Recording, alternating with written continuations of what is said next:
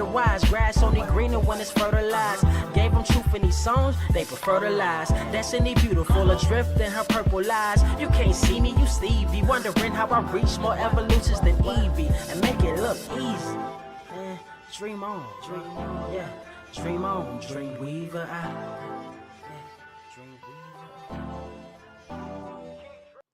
What is up, Earth's mightiest subscribers? It's your boy Ernie, Blerd Without Fear, and we're here with the homies. We got Robo of Left Face TV. We got Cipher of Just Chris Cipher joining us in what I feel is, this is our best of. This is our best of worst of show. Yeah. This is we're all 5 episodes. Yeah, I mean, all best. I mean, well, we're not so much a best or worst of us. The show. Yeah, there is no worst. Yes. Yeah, there is no worst. There's no worst. I dare you to shut your whore mouth. We have no worst. Stop. That is cap. You know what? I'm just gonna take that whore mouth to the chin and just, you know what? He had his reasons. We were joking before we actually tuned in that we were joking. Oh, actually, here I changed the wrong thing. Let's change the right thing. But no, we were joking about like, were we gonna like say here what are the things we loved about each other and disliked about each other in 2023? Like if that is to be a thing, I can already like Cypher's to be like, you know what I really can't stand? That motherfucker right there. I'll be the one that fucks up and does it for real, not realizing it was like supposed to be like a comedy skit. Like, yeah. And yeah. You know what's crazy? I will so be that his money target. you owe me. You know, it's been a year and a half. You know, if we're airing out grievances, when are you going to pay me back? You know, nobody owes me money. That wasn't. No, I'm just saying. Can you say that aloud? Because people was like, "Oh, so I guess Cypher owes him money." He's like, "Oh, damn, it's like that." Yeah. But no. It's in all seriousness. We love each other here. We're good. We're good. There's so much love. Except for when there's not. See, but let me tell you something. Like, on that. Let me tell you that this is why, with the kind of person that I am, I love like the internet community. I'm a keep to myself kind of dude. I've already said before. I say hi to my neighbors. I say, hey, how you doing? I know like the 3 neighbors, left, right, and the one right in front of me. I don't really know anybody else. Because guess what? Sometimes, I could be a little sensitive. This is too much. And you know what? Guess what happens? Just don't log in that day, and that's how you this guy. When you have real friends, they show up at your house and shit. And like in the real world, when you have local friends, man, they show up at your house. You don't need all of that. Yeah, I mean, that's fair. That is fair. The puppy just peed on the carpet. I gotta clean that real quick. Oh, Henny. I have my headset in, so Robo, feel free to talk shit. Damn, he's like, yeah, man, yeah. He's like, I can talk some shit. He's like, I can talk some shit. And it's like, hold on, hey, just wait for the day that dude is a dad. Oh man, don't do it. There He's you go. Hold up, bouncing the little one on his knee. No, I'm good. Dude, no, I don't envy. I don't. Well, I tell you what, it's I'm not. Thankfully. I'm a long ways away from there. At least, well, I hope I am. I do have a stepson, but that there anything can happen, and I pray that he does not. That he does not surprise me. Because telling me there's no Cersei Part 2 in the works. No. He's like, no. And her days are far off. Thankfully, she's got a ways to go herself. So, and we are not having any further childrens. That is Dunzo. I thought I was a ways off too, and then she turned 19. Oh, and then, damn. Made my ass a grandpa. That's okay because I did the same thing to my parents. So you know what? Can't even be mad. You know, it happens. It happens. Yeah, I can't be too mad about it. Well, you know, it's not even so much that. It's so like, yeah, I don't want to air out anybody's business, but I just know my son. He can't handle having a kid. I feel you. He can't. I feel you. He would like, well, he has mentioned, because he's 18 now, but like, and he has mentioned the desire to have children one day, and I'm just like, dude, I was like, look, he did the dad thing, like maybe just, not. Just, you know, yeah, just maybe start out with a fish. Yeah, maybe a bearded dragon. I don't know. They have leopard geckos, but like I'm just like, no. That I was like, I think I need you to have something that, like, that you actually have to like legit take care of, like some shit you gotta like potty train, and like if you don't feed it every day, like, yeah, it might die. Okay, am I Muslim? No, I'm not Muslim. I'm Puerto Rican. But I can see where I get that. Yes. My son, he gets the same things. He's part Greek, so he's got that Mediterranean in him. I'll tell you what, when he grows out his beard and shit, I'm like, did you just aim me out? Because you know about the whole kids thing? Huh? What? No, Robo said I can't wait until he has kids. Oh. Yeah. Oh no, we actually, you know what, we totally pivoted from that to me. Because I was listening. I was like, you know, I got neutered, right? Oh shit, you did. That's right. You took the bullets out the gun. That don't mean you can't adopt. Yeah, I mean, that would be the option. Yeah. but now you can just point it at anybody. That's right. Yeah. Blah blah blah blah. You know. Yeah. Just don't be like that one dude. What's the guy who killed the cast member with the gun? Oh shit! Yeah. Alec Baldwin. Yeah, don't do that. Yeah, don't do that. Yeah, it did get dark. That actually did get dark real fast. Anyways, you know. Nice. Oh wait, hold up. Something I dislike about Robo. he took it too far. Nah, we did this. Nobody. Look, I just keep it real. But people just, people aren't used to that. So. I mean, we keep it real. That That's is the right fair. stuff right here. So, you know, speaking of keeping it real, we got some peoples. We got some peoples in here chilling with us, and they're here hooking us up, man. Out here hooking us up with them super chats, man. Gearless Mo out here with the $100. Says, hopefully this can clear some of that debt. Get those motherfucking likes up, man. See, look. For real. My man. Dude, don't even get me started on God, debt, Lord. Anyway, that's a man, debt. And the likes are free. Shit. Yeah. I mean, dude, like for real, like honestly, it would like, this isn't like, which I find funny. This is the thing I always find funny, because I'm guilty of this as well. As much as I harp on this whole thing, I am the dude who would not necessarily forget to like something, but I would probably put it off. Like I'd be a dude that wait till I got to the end of the video, and by that point there is a high possibility I might forget. But I will come back later. I am good about coming back later. Like, oh yeah, because I usually rewatch shit, so it is what it is. I'm really bad. I would say that it wasn't until I started becoming a content creator that I started trying to make an effort to like, and even then I'd be like, oh shit, I didn't like that other video. Fuck. Okay, let me go back. Have you guys ever disliked a video? Yes. Ooh, that's a good one. That's a good one. I like that question, actually. You know what? I should it's say controversial. It is controversial, but I will. But here's the thing. Here's the thing about dislikes, though, and I want to make sure people understand this. Dislikes don't really matter in the grand scheme of things. Like I tell you what they matter to. They don't matter to the person whose video you dislike.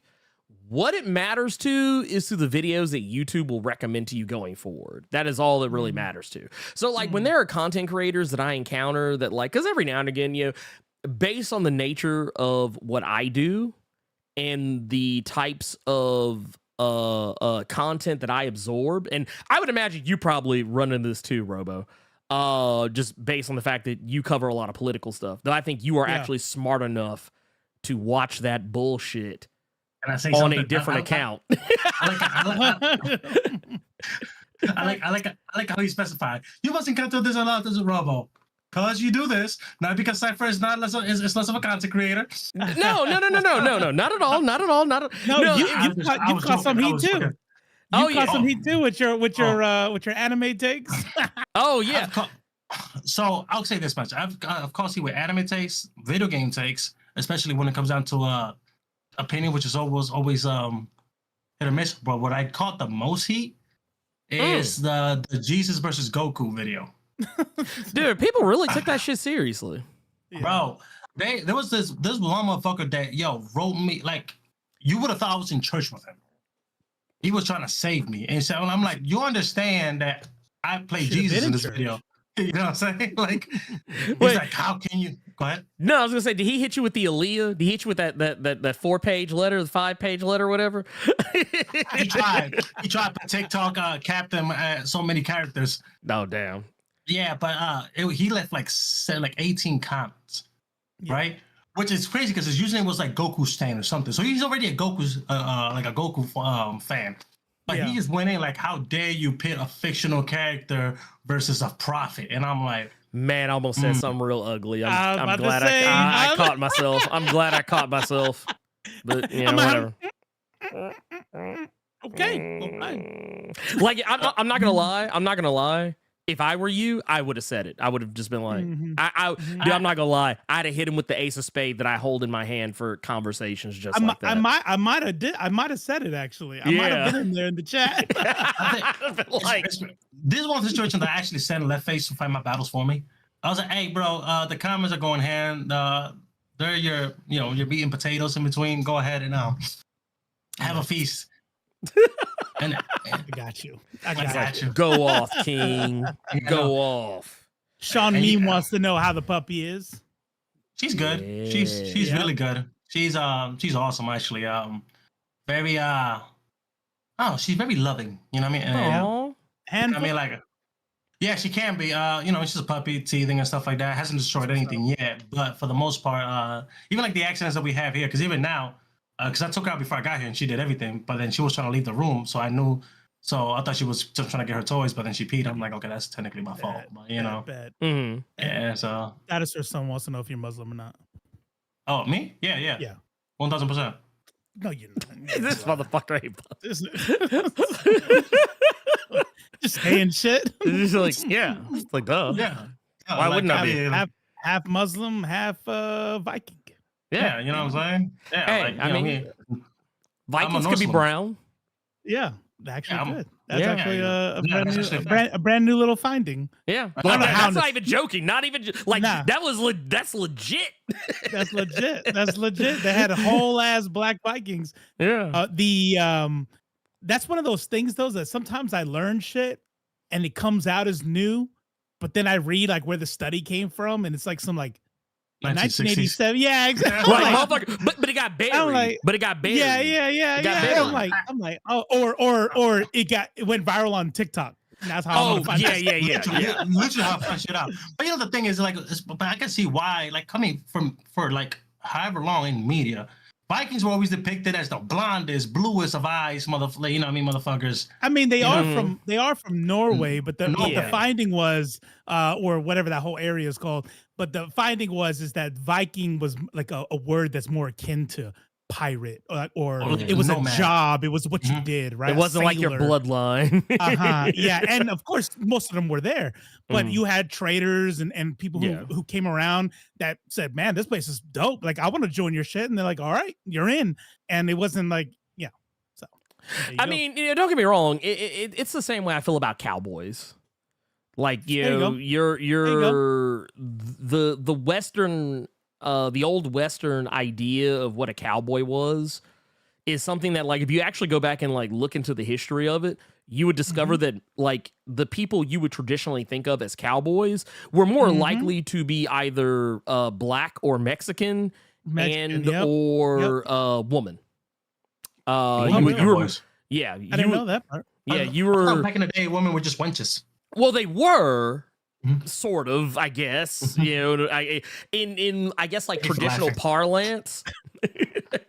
You know, I mean, if you listen if you listen to Republicans, they were. If you go to Turning Points USA, they were. Yeah, they'll tell you. Yeah, back in the day when all women had to worry about was the hearth and the home. But no, women women were as likely to be as well. I mean, but the thing is, they usually passed as men. They didn't pass as women, so most people didn't notice. But like, it's not to say there weren't any white cowboys. It's just that you were more likely to see a cowboy who was black or Mexican. Right. But I mean, it was definitely one of those things to where, like, in modern media, yes, now it's like, oh yeah, cowboys. White. Yeah, I'm like, well, the cowboy culture, the American white cowboy culture comes from the caballeros in Mexico. Yeah, like it wasn't black, something. Yeah, indigenous. They definitely were. Anyways. No story altogether. Wait, when I think of cowboys, especially like in popular media, like people think, oh, you think of Red Dead Redemption. Like, nah, not at all. You know what I think about? Think of the most overrated NFL team with like weird ass fans that are like damn near a cult. That's usually what I think of. I remove those motherfuckers from my memory. I hate them all. No, you don't. The boys. Fuck them boys. I'm talking about the Marlboro Man. Oh, okay. Yeah. Well, I mean, that proves the point right there. Yeah, no, I know. That's what I'm trying to say. Like, out of all the things that can come to mind is that motherfucker, Marlboro. Man is a man. You know what I'm saying? I mean, but well, to be fair, that is like the equivalent of like Santa Claus and Coca-Cola. Like, our idea of what Santa Claus is supposed to be is based on Coca-Cola. Like, it's based more on Coca-Cola than it is like actual like anything else. Same thing with polar bears. People think polar bears are cuddly and they're like the deadliest of bears. Yeah, I'm about to say they would fuck. What was it? We were watching something, and I promise we'll get to what we're supposed to get to after this. But my daughter was watching this thing, and it was like an animal. Like an animal attacks video, basically explaining like how you should deal with certain animals when they attack you. And what was it? And this is why she remembers it, because it's cute. But it said, if it's brown, lay down. If it's black, fight back. And if it's white, run for your life. Because like. Based on like the level of danger that certain bears pose, like black bears are typically not as aggressive as other bears and are more easily frightened than a brown bear. Yeah. But like a brown bear is more likely to square up on you, even though technically you're more likely to get attacked by a bear if you're closer to like their cubs or some shit. But like if they're just out in the wild, they'll probably leave you alone if you just kind of like back the fuck off or just play dead. Right. But if you're like a polar bear's gonna fucking eat you. There's no fighting back. Global warming, the motherfuckers are all hungry. Dude, they mad too. It's like, look, man, look. You did this shit. You guys are food now. I got to get you. Not only that, they're migrating and they're like canoodling with other bears, and there's such things called a molar bear. Yeah, Grola bears. Grola bears. Yeah, like it's a grizzly bear, polar bear. Yeah, fuck that. Also, if you're getting chased by a polar bear, they do say you need to strip. And so because they get distracted, they got distracted by the clothes. Yeah, and they will stop and inspect it. So yeah, look it up. I mean, they are animals. I feel like if I'm sitting there trying to get all this damn clothing off, I'm dead. Like, I'm like, oh shit, a bear's coming. Oh, clearly. Come on. Wait.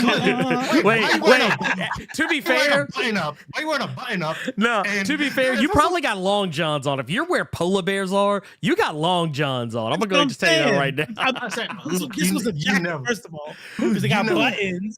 You never. You know, I can tell you, like you were a good boy in high school. You didn't sneak out because you don't understand the benefit of undressing and getting dressed up quick when you're sneaking out of the house. Bro, nothing I wore when I was going in and out of my my girlfriend's window was similar to what I would be wearing in an environment with polar bears. I also We wore live in too many California. chains. I live in the East Coast. Okay. I wore too many chains to like be quiet. Like, Now, if you were to tell me, hey, you're wearing a bunch of chains. Okay, so full disclosure, I was a grunge kid. So I had a chain wallet. I usually wore I had like I'm thinking like 2 chains. No, but you're talking no. about like Yeah, you had bobby pins, bobby pins in your clothing and shit. probably like Or like oh no it's like because like this Mr. T looking at this motherfucker like that's what I I was thinking. No. I wore like I used to have like bike chains that I would wear like around my wrist, or like I had like fucking necklaces that I always wore, or like chains hanging off my wallet or off my pants or some shit. I wasn't sneaking into shit. So did you flat iron your shit so that you had like half your face covered? No, I did not do that. He had the homie fro. You know what I'm saying? Like the same fro that like doesn't grow the same leg. It's just the same. You hate your parents? Well, no, it was so basically what it was, I had like it was the God, what's the best way okay, so God, this is gonna sound terrible. But like back when like Drew Hill was a thing, and or what most people probably remember Cisco more than remember Drew Hill. But yeah, right. But like I used to wear my hair when I had hair, like Cisco, only instead of it being like platinum blonde or silver, it was usually like purple or blue or red or green or some shit. Yeah. Or whatever. So yeah, that was me back in the day. What we gotta do? We need to find pictures. Yep. There's some out there somewhere. They're like, you know what? I have a ex-girlfriend who I know for a fact has a picture of me when I had like dyed hair. So I'll have to like hit her up. That picture? Yes. Yeah, because we're friends. Please. We're friends. Okay. Yeah, we're friends. Like we're not. God, you gotta say I have a friend. Well, no, well, I mean, it would also deny who she used to be. So I mean, I'm not gonna. All of that aside, Anarchy Hamster says this has been the year of Miles. Comics, movies, games. He was killing it on all fronts. The comic needs more word of mouth. Love the shows, guys. Hey, thank you for that. See, look at that. That's love right there. I agree. Yeah.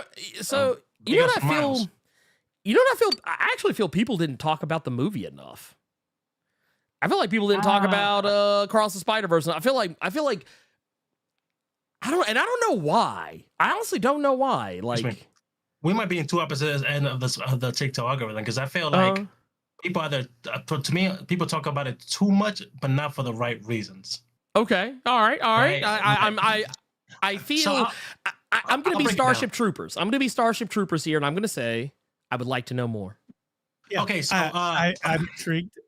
So you get your standard. But wow, this was the only thing that was in my For You page on TikTok, right? So you got the standard, on Melanated Cats, mad about the movie for whatever reason, you know what I mean? Now, but then you had a lot of the Blerds of the space.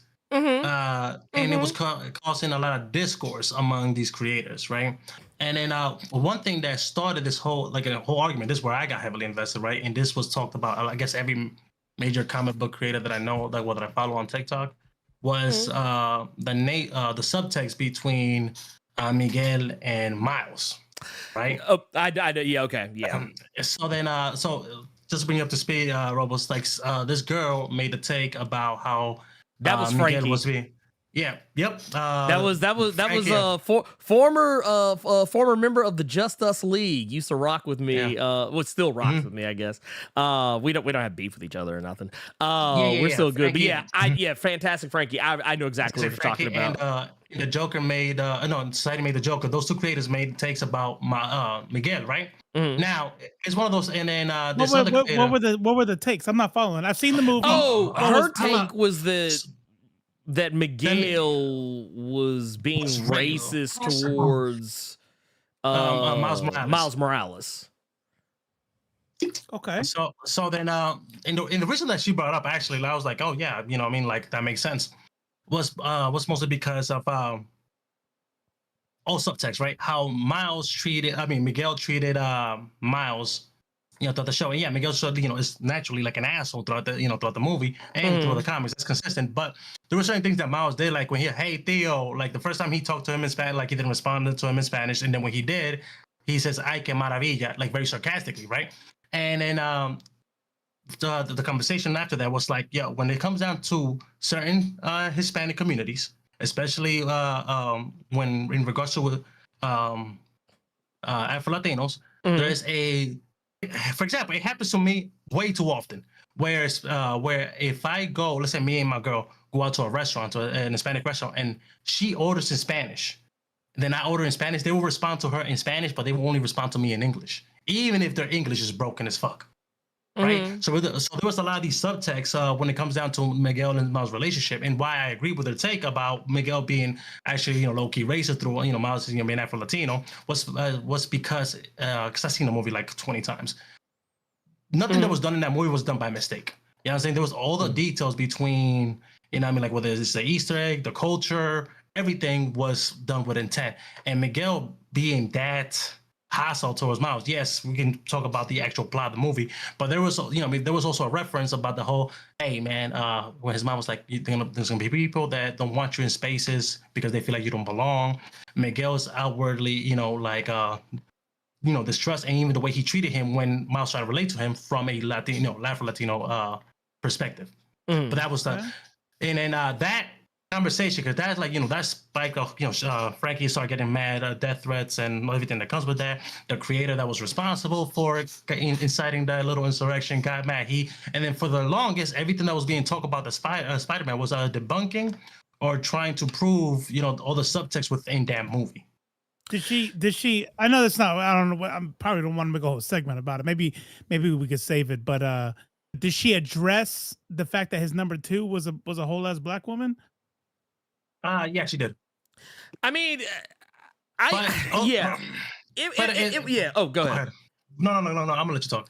No, my only beef with I get, like, it's one of those situations I felt weird about criticizing the take, because I mean I'm sure that subtext is there and is probably there on purpose, and those, I don't speak Spanish, so I would not fucking know if they're like, I wouldn't understand the subtleties of anything that was said in Spanish between them, but like I did understand the dismissiveness. But like, and once again, I came at it from a completely different perspective. I just kind of looked at it as the fact that like he didn't want Miles involved because he knew what would happen if Miles got involved. Yeah. And to be fair, he was right. That's right. Miles getting involved fucked everything up. And it was one of those situations where like I felt like it was one of those situations where I was like, yeah, he's also an asshole. But like he's also an asshole because like he has personally experienced the shit that happens when the stuff that Miles ultimately ended up happening. Getting involved or whatever. So because this could become a whole segment. I'm answer to your point. I'll break it down to 2 points, right? First, the latter. No, not everything that he said that was gonna happen when Miles got involved happened. Just one incident, which was in Kombat, right? Well, no, that's what I'm saying. But that's what I'm saying. Like the thing that he warned. Just the key thing that he warned Miles getting involved, that he wouldn't understand that they have to let bad things happen sometimes because they need to happen. Whereas Miles was just like, nah, fuck it. We can still do the thing. Well, the reason why I disagree with that is because there's already proof that because of Miles' involvement, a lot of things changed, even though they weren't supposed, even though Miles is technically an anomaly, right? The biggest example would be Peter B. Parker, right? He had a daughter. He only had a daughter because he met Miles. Yeah, but that wasn't breaking a canon event, though. That's exactly what I'm about to say. Exactly. Yeah. Like in the setting, there's things that you could fuck around with, right? And it's the same thing that happens in Loki. There's things you could fuck around with, and it could be dangerous. You don't want to do that. But then there's like canon events that no matter what you do, this is going to happen. And if you break that canon event, you're going to destroy the whole universe. And the fact that Miles like hears that and says, fuck that, I'm going to save my dad anyway. What? in the whole universe is okay. All right. Which I mean, to So- be fair, so- I totally get it. I totally get it. Yeah, like, no, I'm no, not even for against sure. it. I'm not against. I'm not saying he Miguel shouldn't. right.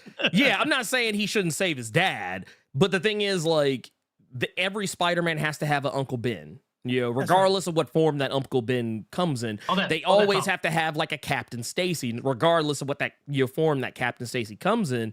And it's like, hey, I'm telling you, just don't do this, and you do it anyway. It's kind of like, well, I mean, like, not saying that any like harsh vibes are warranted. Honestly, I guess me being simple me, I just read it as Miguel's a dick. And he just wants things done a certain way, and Miles doesn't listen to him, and that is why he's an even bigger asshole. Hold that thought, right? Because I want to dive into that, but also not take too long of that. I just acknowledge something. Woke as Fuck said, "Hey guys, you are the best new YouTube show I discovered this year." Aww. Thank you, my man. Thank you. Appreciate you. That's what's up. I appreciate it. You fools are entertaining. Thank you so much. Sorry, didn't want to describe. I just didn't want to forget that my man said that, because right now, you were like you had to poop or something. I was like, no. Like, well, yeah, I had to take an emotional shit. I was like, oh my god, I whatever he's about to say is about to be like. I had to dump my feelings. Aw, I see. Here's what I'll say. The only thing I'll just add to that, and we can get into the 2023. I mean, I just watched. I just true. First of all, let me start by saying this. What you said to start this whole thing off regarding people aren't talking about it enough, bro. I felt the same way, and I felt like I was one of the people who was late. Now you would think that me being a comic book nerd and me being a fucking Latin dude and all that shit, that would have been. I probably saw it in the theaters. Nope. He's like a little kid too. Huh? Yeah. No Sabo kid. Yeah. Yeah. No, sorry. I apologize. Yeah, no, that's not good. So, hey, if we're gonna use derogatory terms about me, at least use the cute one that girls use, okay? Wait, is that pejorative? No Sabo? Nah. No, but that's what I'm saying. Yeah. Like, by the way, for those in chat, I'm Puerto Rican, right? Full Puerto Rican. Both my parents are Puerto Rican, but my ass doesn't speak Spanish fluently. And it's a meme.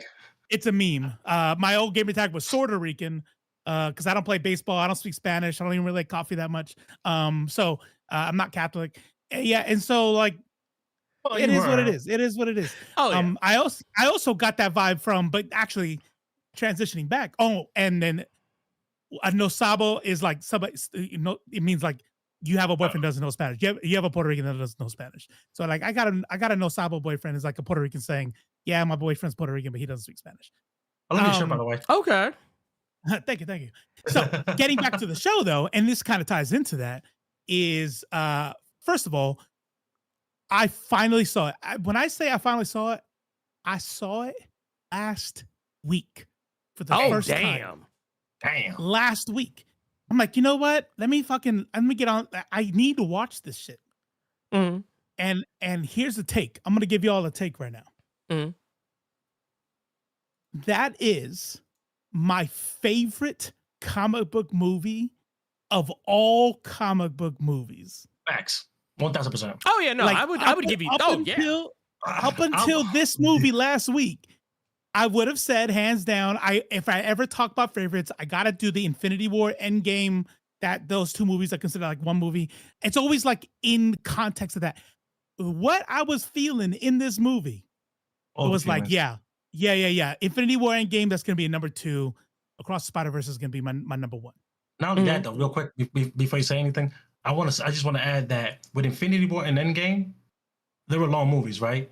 If they were and towards the end, I was like, okay, man, like I was getting tired. With this one, I was genuinely disappointed when it ended and how it ended. Because I could have said my nerd card, my geek card. I mean, I could have watched a whole 6-hour movie and been okay with that one. What was the take? Sorry, I was mad. I was mad when they ended. I was like, wait, no, it's not. No.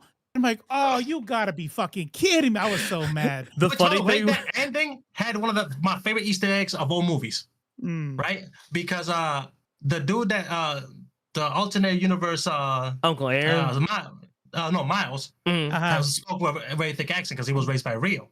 Oh yeah. Yeah. Straight up looks like you in your old pictures when you were in high school. Facts.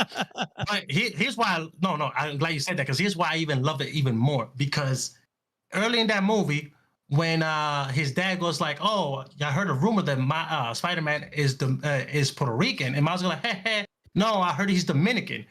The Gerald Jerome that plays the alternate version of him is Dominican. And I was like, perfect. But yeah, I like sorry. that. You know what would be dope is if in the alternate universe, he actually, like, the mother is Dominican and not Puerto Rican. Because I mean, it's an alternate That would universe. be interesting. Yeah. I mean, I know, right? It could change. You never. I mean, I wouldn't be against it.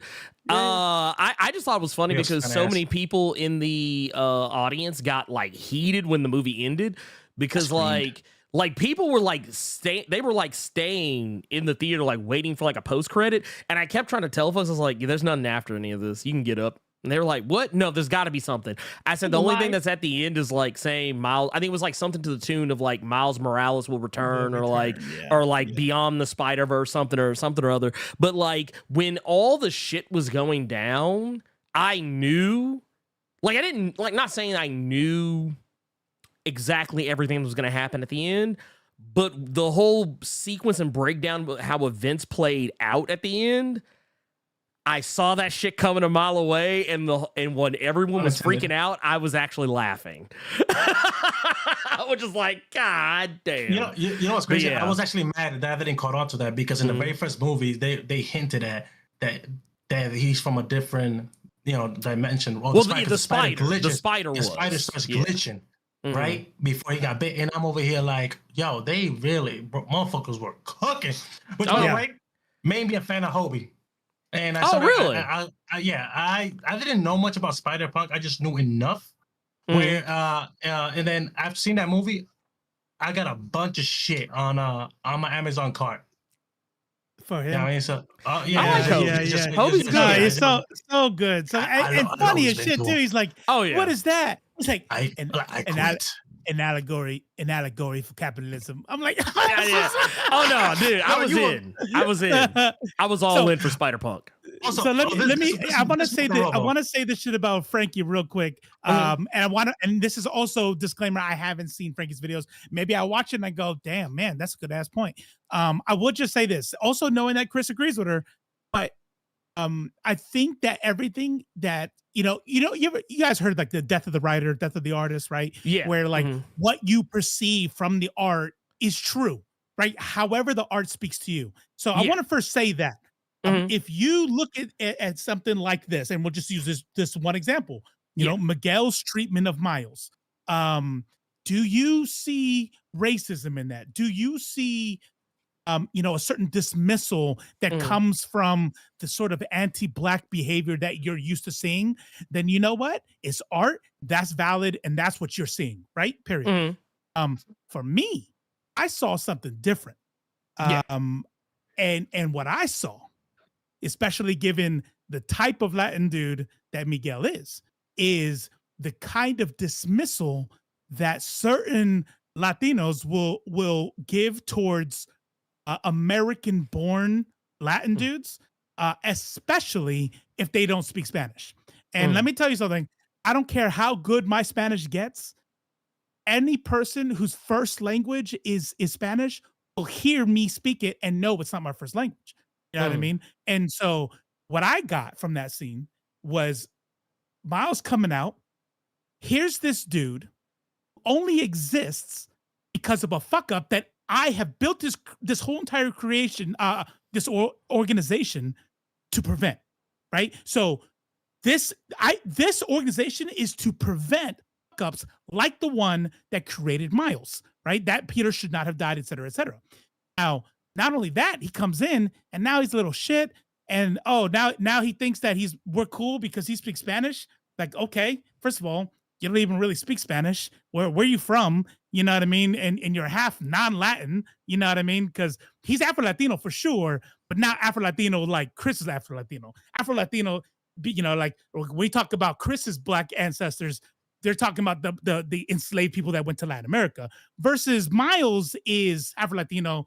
The black side is the enslaved people that came to North America. So we're talking about half African American, half Latino, right? So which is different. And I'm telling you, Miguel, what I saw is still problematic, right? Miguel's still a dick, but I didn't get racism vibes. I got like nationalism, like fuck you, you're not even really Latin vibes. Xenophobia, right? Here's the thing about that, right? And disclaimer.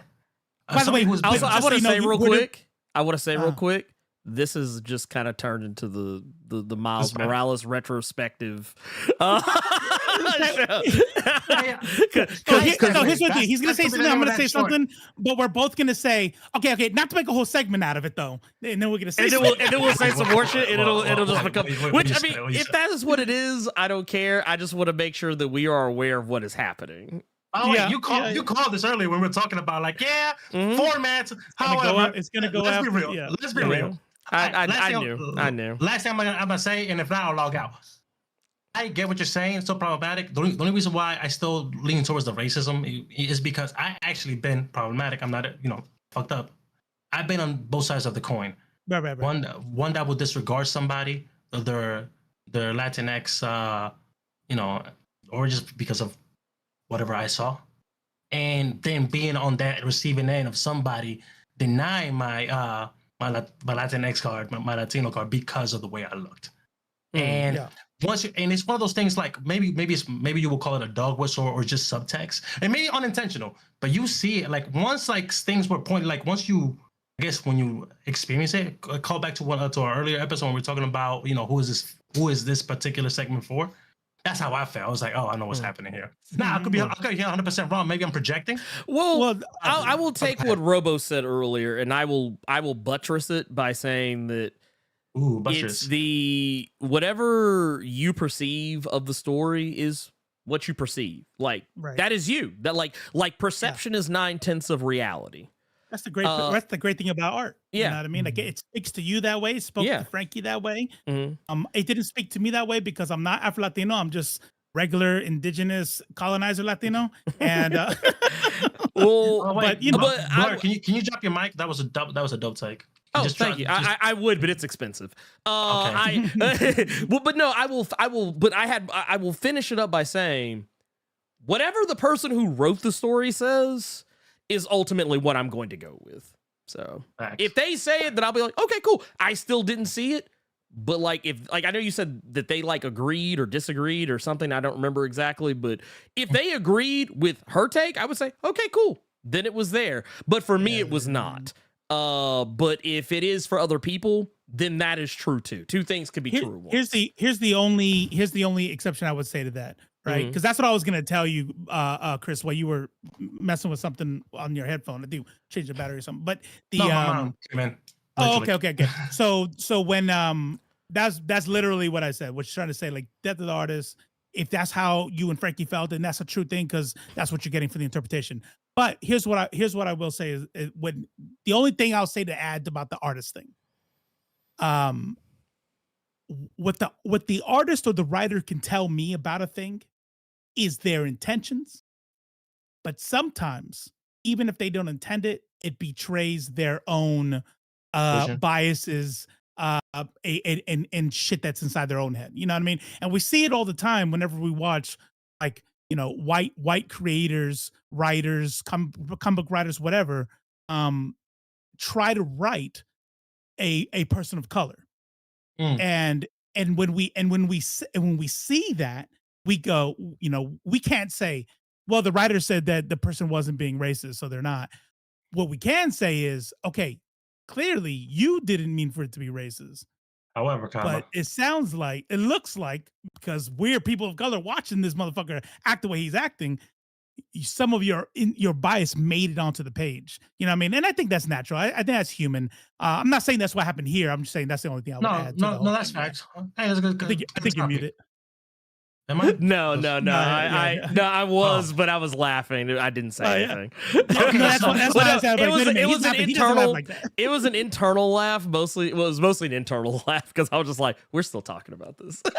No. Okay. But I was not make a whole segment. Segue. Not make it a whole- This is the you know what this is Spider-Man 2. Talk about the show has been changed. It is now. We're just going to talk about Spider-Man. That's all we're going to talk about. But you can't say that in the wrap up. How about this? I said let's get 2 segments. We had a segment.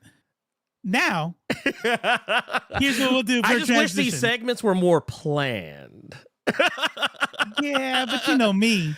You know me. You invited me to do this show. You know my ADHD ass. We're gonna be all over the damn place. but for metrics, No, you're right. For metrics and flow and metadata, and now I gotta go change the thumbnail. Hey, you gotta Sam Cedar it up. Just tell me to shut the fuck up. We're moving on. Hey, hold up. So somebody said Miles' Spider-Man 2 is trash. I feel like I should fight somebody. Okay, well, let's talk about it. won't. Miles Morales. You won't. Everyone tell me, everyone on this panel here, tell me. Oh, actually, no. First, let's address Super Chats, because I've literally been wanting to address the Super Chat for a while, and we kept talking. There's no legitimate place to jump in and be like, hey, let's talk about this. So, yes, Tubes of One, Memphis homie, with the $2 says, sup y'all, donating plasma right now. Get those likes up, please, and thank you. I would personally appreciate it. And we also got Black Century King with the $10 says, what do you guys feel about the fact that the whole aura thing that became popular in the 70s or whatever, like I don't remember what year was started by a white man. Okay, talking about the, actual aura readings and all that shit. Look, let me be real with you. I don't give a fuck about none of that. I didn't know what the fuck that was. That is some look. I'm that guy who I'm pretty open to Giggity. buffoonery and chicanery and shenanigans and all that other shit. But let me tell you something. The dumbest fucking thing, and something that will make me laugh every time is when people say, "Oh, your aura." Get the fuck out of my face with that shit. I will sanction a lot of bullshit. Like a lot of make-believe, a lot of fantasy, a lot of what the old folks would say, funny book business. But that is one where I'm just kind of like, that's stupid. I will tell you, I don't know if this is problematic or insensitive or not, but there's a lot of things that are out there that that when it comes to traditions, right? Nobody likes a culture vulture, right? But when the tradition Vlad TV? revolves What? around Sorry. when the culture being vultured is something that I have little respect for in the first place because of how little regard I have for metaphysical stuff. That's just my personal opinion on it. For instance, sage burning. A lot of people, give white people shit. You know what I mean? Like white hipster girls, doing sage burning. But it's it's an indigenous practice. Okay. Mm-hmm. But also, it's not cleansing shit. So I don't really care. I don't. I mean, it's just... I care about wearing costumes like that shit. I care about that kind of stuff. I get on. I don't even have a dog in this fight, but hairstyles, I know that's a controversial subject, right? So I get on that. But look, aura reading didn't get started by white people. It comes from Buddhist and Hindu practices on visible auras. Was popularized by white people. By white people in the West, and then changed into something all its own, much like yoga. But honestly, in my personal opinion, if you believe in this shit, that's cool. Yeah, I won't judge. In my personal opinion, it's all BS anyway to me. So it's okay. Well, I'm gonna pray for you anyways. Yeah. We appreciate that. We appreciate that. Here, let me make an attempt. You got more? Y'all got more super chats? No. All I was gonna say is so the initial thing that I wanted to kind of frame a lot of this around was the fact that the thing I hear a lot of that people say, mostly on the internet, but also just in general, is we kind of have this. I swear to God, I hate saying this because it's a dumb way to start a sentence, but I'm gonna do it anyway. We live in a society where people are hyper negative. Like, people are way quicker to be negative about something than they are to be positive. It's why, have you ever noticed, by the way, man, Dr. Midnight's in here, y'all. Man, what's good, man? Michael DeFonte. In here, out here. The man. Let's go. Let's go. Oh, I feel like, and I've seen this a lot, where you see people, especially people who deal in critique, you'll see them you'll see people more often than not, when something is initially out, and they're like, oh, that was terrible. It was the worst thing ever. And then you like fast forward like 5 or 10 years, and then it's just like, and then people just start kind of like softening on stuff and being like, well, actually, upon revisiting it, it's actually not, it's either A, not as bad as I originally thought it was, or B, it's actually something I enjoy because you might be in a different place today than you were the day you saw or experienced the thing. That's why I hate cult classics, honestly. Well, yeah, no. Cult classic. That's legit why I hate it. Yeah, no, you're right. You are right for feeling that way. I don't, I use the term sometimes just because sometimes it's the only way to describe something. But a lot of times I feel like people should, if you, or you know what? A term I hate worse, guilty pleasures. I don't like the term guilty pleasure because technically, if you like something, just fucking like it. You don't have to pretend you in front of other people that you don't like a thing because you feel like you're going to be ridiculed for it. I tell people all the time, and Robo, I think you said this on your stream the other day. You mentioned the first Suicide Squad movie, and it's something that I say all the time. When people are like, man, that movie was trash, and it's like, actually, I enjoyed it. It was fun. Yeah, I thought it was a fun movie. Yeah, well, was it the greatest thing ever? Did it change my life? Did it, change my perspective on superhero movies? No. Yeah. But was I bored? No. Did the director win on I think it was DC Comic-Con yelling "fuck Marvel"? He did, yeah. Yeah, but before it came out, I think the month or two before it came out. Yeah. Marvel indeed. None of that shit. Fucking every time I see shit like that, I'm always like, okay, all right. That's promo. That's promo. Go ahead, get in the headlines. Do your thing. You know what? It is. I felt that way too, but largely because of wrestling. I'm just I know this is all pageantry. That's it. I know this is pageantry. You're cutting a promo. Go ahead, man. Do your thing, man. It's all good. Okay. Yeah, that's why a lot of times I won't even begrudge him. I'll roll my eyes, but I won't. I'm not gonna be like, this dude's serious, because I think he even came out later and was like, that was a poor decision on my part. Yeah. He's like, I was just trying to get into the spirit of the Marvel versus DC thing, and then he later realized there is no Marvel versus DC except for the fans. Right. Marvel and DC, and even then, most fans are about both. each other. Yeah. Do no. you think Yeah. Do you think he would have changed his tone if the movie would have been a box office success? No. Okay. I think he still would have felt that way. Maybe he would have softened it, but I don't think he would have been like, man, I apologize. Okay, cool. Yeah. I feel like if the movie would have been what it was promised to be, the start. If it would have been James Gunn's Suicide Squad, and that would have been the whole thing. he would have been like, yeah, better. man, I stand by it. Yeah. Hey, so talking about 2023, here's one, right? Now, before I say this, I'm gonna talk shit. Just remember what you just said, Blerd. Okay, right? go ahead. Don't cut me out. I know we got a 2-panel thing now, but listen. Wait a minute. I'm gonna show you what's gonna happen. I'm gonna show you full circle. I'm gonna show you what happens. If I do the 2-panel, it'll just do that. So I'm not gonna fuck it up. Yeah. I'm gonna tell you right now, man. I know where he's going too. I know where he's going. I know you know. Go ahead.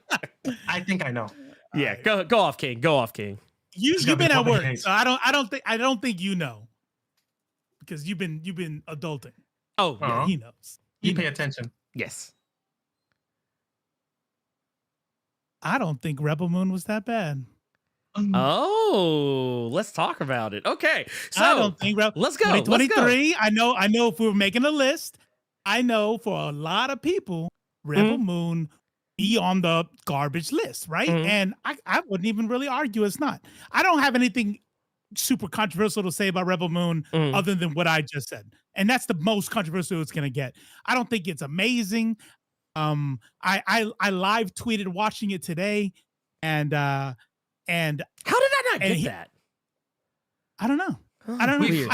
I thought you saw me posting it. I thought you knew where I was going. No, I didn't. didn't. No, just out of curiosity, where did you think I was going? I thought you were gonna bring up Starfield. Oh no! I thought you were gonna bring up Starfield. I was like, Starfield. yeah, I'm gonna be honest with you. Look, okay. And Go ahead. He's like, I already know. He ain't even got to say it. He's like, look, it was some trash, man. Look, I love the Fallout. I love Skyrim. Starfield's one of these games where I'm just gonna be like, look, we just don't talk about Starfield, okay? Like I've tried to get back into it. I like the feel of it because it brings me back to the feel of Skyrim and Fallout, right? Because they're all pretty much the same games. I don't care about nostalgia. But yeah, I mean, but I like what I like, right? I like what I like. So like, yeah, I don't care about this. I wouldn't want to play no PS1 version of Skyrim. Like I need some remastered shit, right? But anyways, I try to get back into it, and I there's a reason why I haven't even got out of the starter area. It's boring. Okay, right? You want me to say it? I fucking said it. All right? Yeah, I'll accept it. I tell you what. I've look. I'm gonna do the old Jim Ross. I'm gonna wave the pen. It's time to bring the Starfield hate home. The feud is over. The feud is over. Okay, good. Good. Just put it to bed. I was wrong. Okay. Blerd, I wish we would have known you during those Fallout 76. We used to get into it, bro, before the game came out. Oh damn. So real talk. I enjoyed Fallout 76 for way longer than Starfield. Oh wow! You know what I mean? So me and Maneater played it. The downsides to Fallout 76 for me was not the same downsides as everybody else. I knew what I was getting into because the main reason why most people hated Fallout 76, it wasn't because of the like they're all the same game like that. Yeah, that wasn't the main thing. It was because they wanted it to be the same game. Yeah. Here's the thing. I was a huge fan of Oblivion, Skyrim, Fallout 3, New Vegas, all that, right? So when Fallout 76 came in, here's another thing I was a fan of, was MMOs. And so when I knew it was going to be an MMO, I called it. I said, bro, here's what's going to happen. Same thing happened with Elder Scrolls Online, with Skyrim and Skyrim. Same thing's going to happen with Fallout 76. People are going to buy this game thinking that they're playing Fallout 4 with their friends. Okay, it's not. It's an MMO. So I came in already knowing it was going to be an MMO and the grind and all that shit. I played it probably good 6-7 months and then fell off. Actually, you know what? Segue to something that I did not like this year, and it's controversial as a motherfucker. Well, hold on. To that. I do. Rebel Moon wasn't that bad. It was Star Wars. It was which Star Wars? It was the Seven Samurai with the serial numbers filed off. Bro, that's also very good. Very good. Bro, barely filed off. Check out the Discord. Actually, no, better check out my live tweet on Twitter. Yeah. And bro, tell me why. Spoilers. Okay, it's kind of a spoiler, but I won't say the name for if you haven't seen it yet. Big Bad is getting wheeled in on a floating fucking flatbed, because he's almost dead, and just to be hooked up to some machine. I'm like, bro, you got Maz Eisley's Cantina in there. You got the Skywalker, who's the child of the Big Bad. You got, everything. They had a Star Destroyer. They had a fucking Star. Also, might I add, they had a fucking Warhammer ship in the goddamn no way. No way. And they even had Warhammer, like the Warhammer Space Marines. They had it wasn't like the big bulky Space Marine armor, but they had old girl in literally what was like basically anemic Warhammer armor and shit like that. There was Dune shit that was going on in the fucking movie. I enjoyed it because you know what? I'll say it just like this. I enjoyed Rebel Moon. First, I had to turn my brain off, knowing that I know damn well Zack Snyder wanted to make a 4-hour movie. Yeah. And somebody told him, like, no, the fuck you're not. Like, why? And then he said, okay, so what he did was Act 1 and part of Act 2 in a 2-hour movie, right? So if you thought it was too slow, the long ass setup, most of the movie was just setup. An hour in, I thought the movie was supposed to be over. Same. The movie drags so much, like because my criticism is that when you get to the end of the first hour of the movie, like when they do whatever it is they're doing, Korra finally unloads on the fucking not space Nazis, they're just actual fucking Nazis. I was like, oh, okay, the movie's okay. Oh wow, this is a dope setup. Maybe and then the movie just keeps going, and it's like shit. This shit's gone on another. God damn, I didn't know they had. Yeah. But like to me, nothing was happening. Like, and it was the acting. The acting was actually worse than the pacing of the movie itself. So that's fair. I enjoyed this movie exactly the same way I enjoyed the first Suicide Squad. I'll take that. I won't begrudge you that. I didn't find it to be amazing. I chuckled to myself for some of the way that Zack Snyder treats his fans like they're stupid. Let's like they have actual brain rot. Yeah, it's like I'm going to give this guy a literal Nazi uniform. Yeah, so that they know.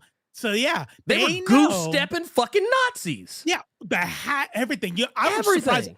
I'm surprised they didn't have a swastika, but maybe the swastika was like snakes or something. They tried. They fucking tried. They got as close as they could. Like, hey, but if he would have had the mustache, it'd have been too much. If they had casted Christoph Waltz from Inglourious Bastards, you know. What?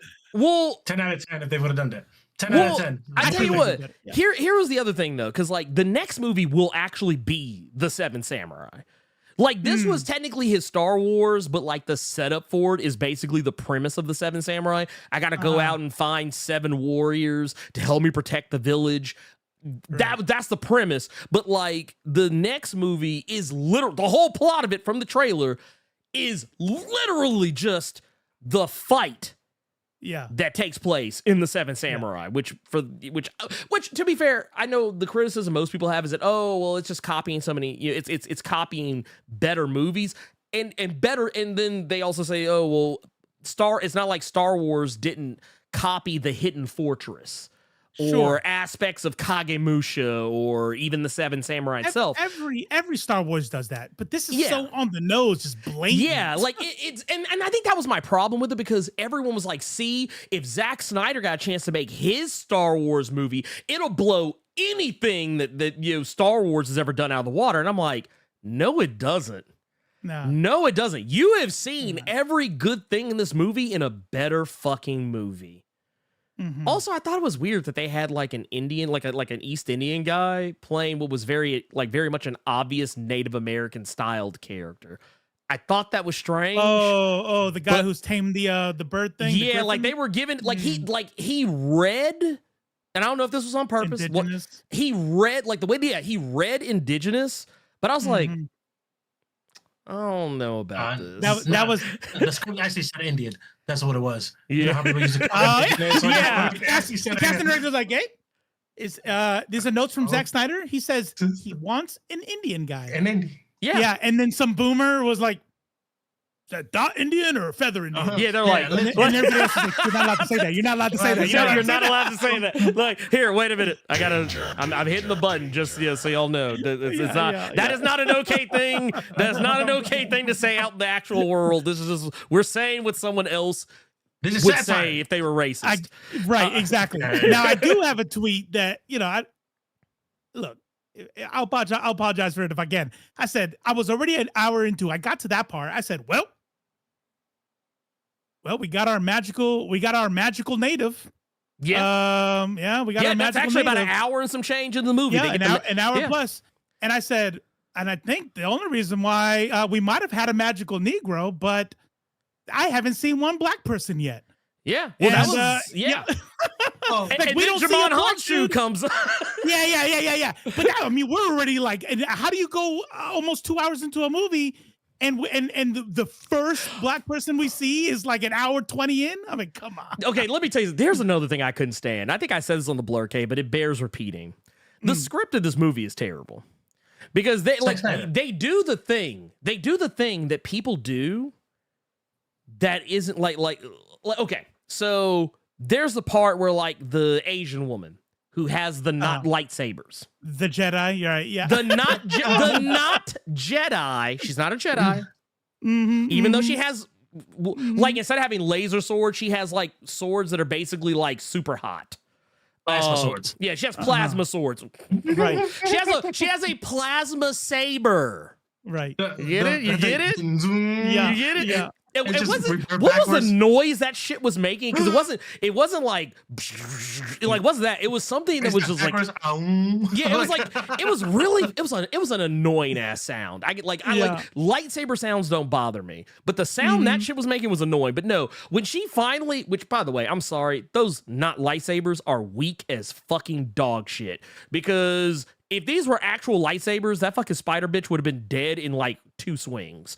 That's right. But that is another story altogether. Point is, when she does finally kill the bitch, why is it they have a character who just walks up and says, this movie. I do not like it. No, but there's a guy that walks up and is like, man, I don't remember the exact line read, but it was basically to the tune of, man, sure didn't want to mess with her. Like, it was like one of those things that like people say that they think sounds cool. Yeah. In like action movie dialogue, but it's like it's one of those things that it doesn't even sound good when it's been in better action movies. Right. I was just like, that scene. what This reminds me of Triple X. 14-year-old wrote this?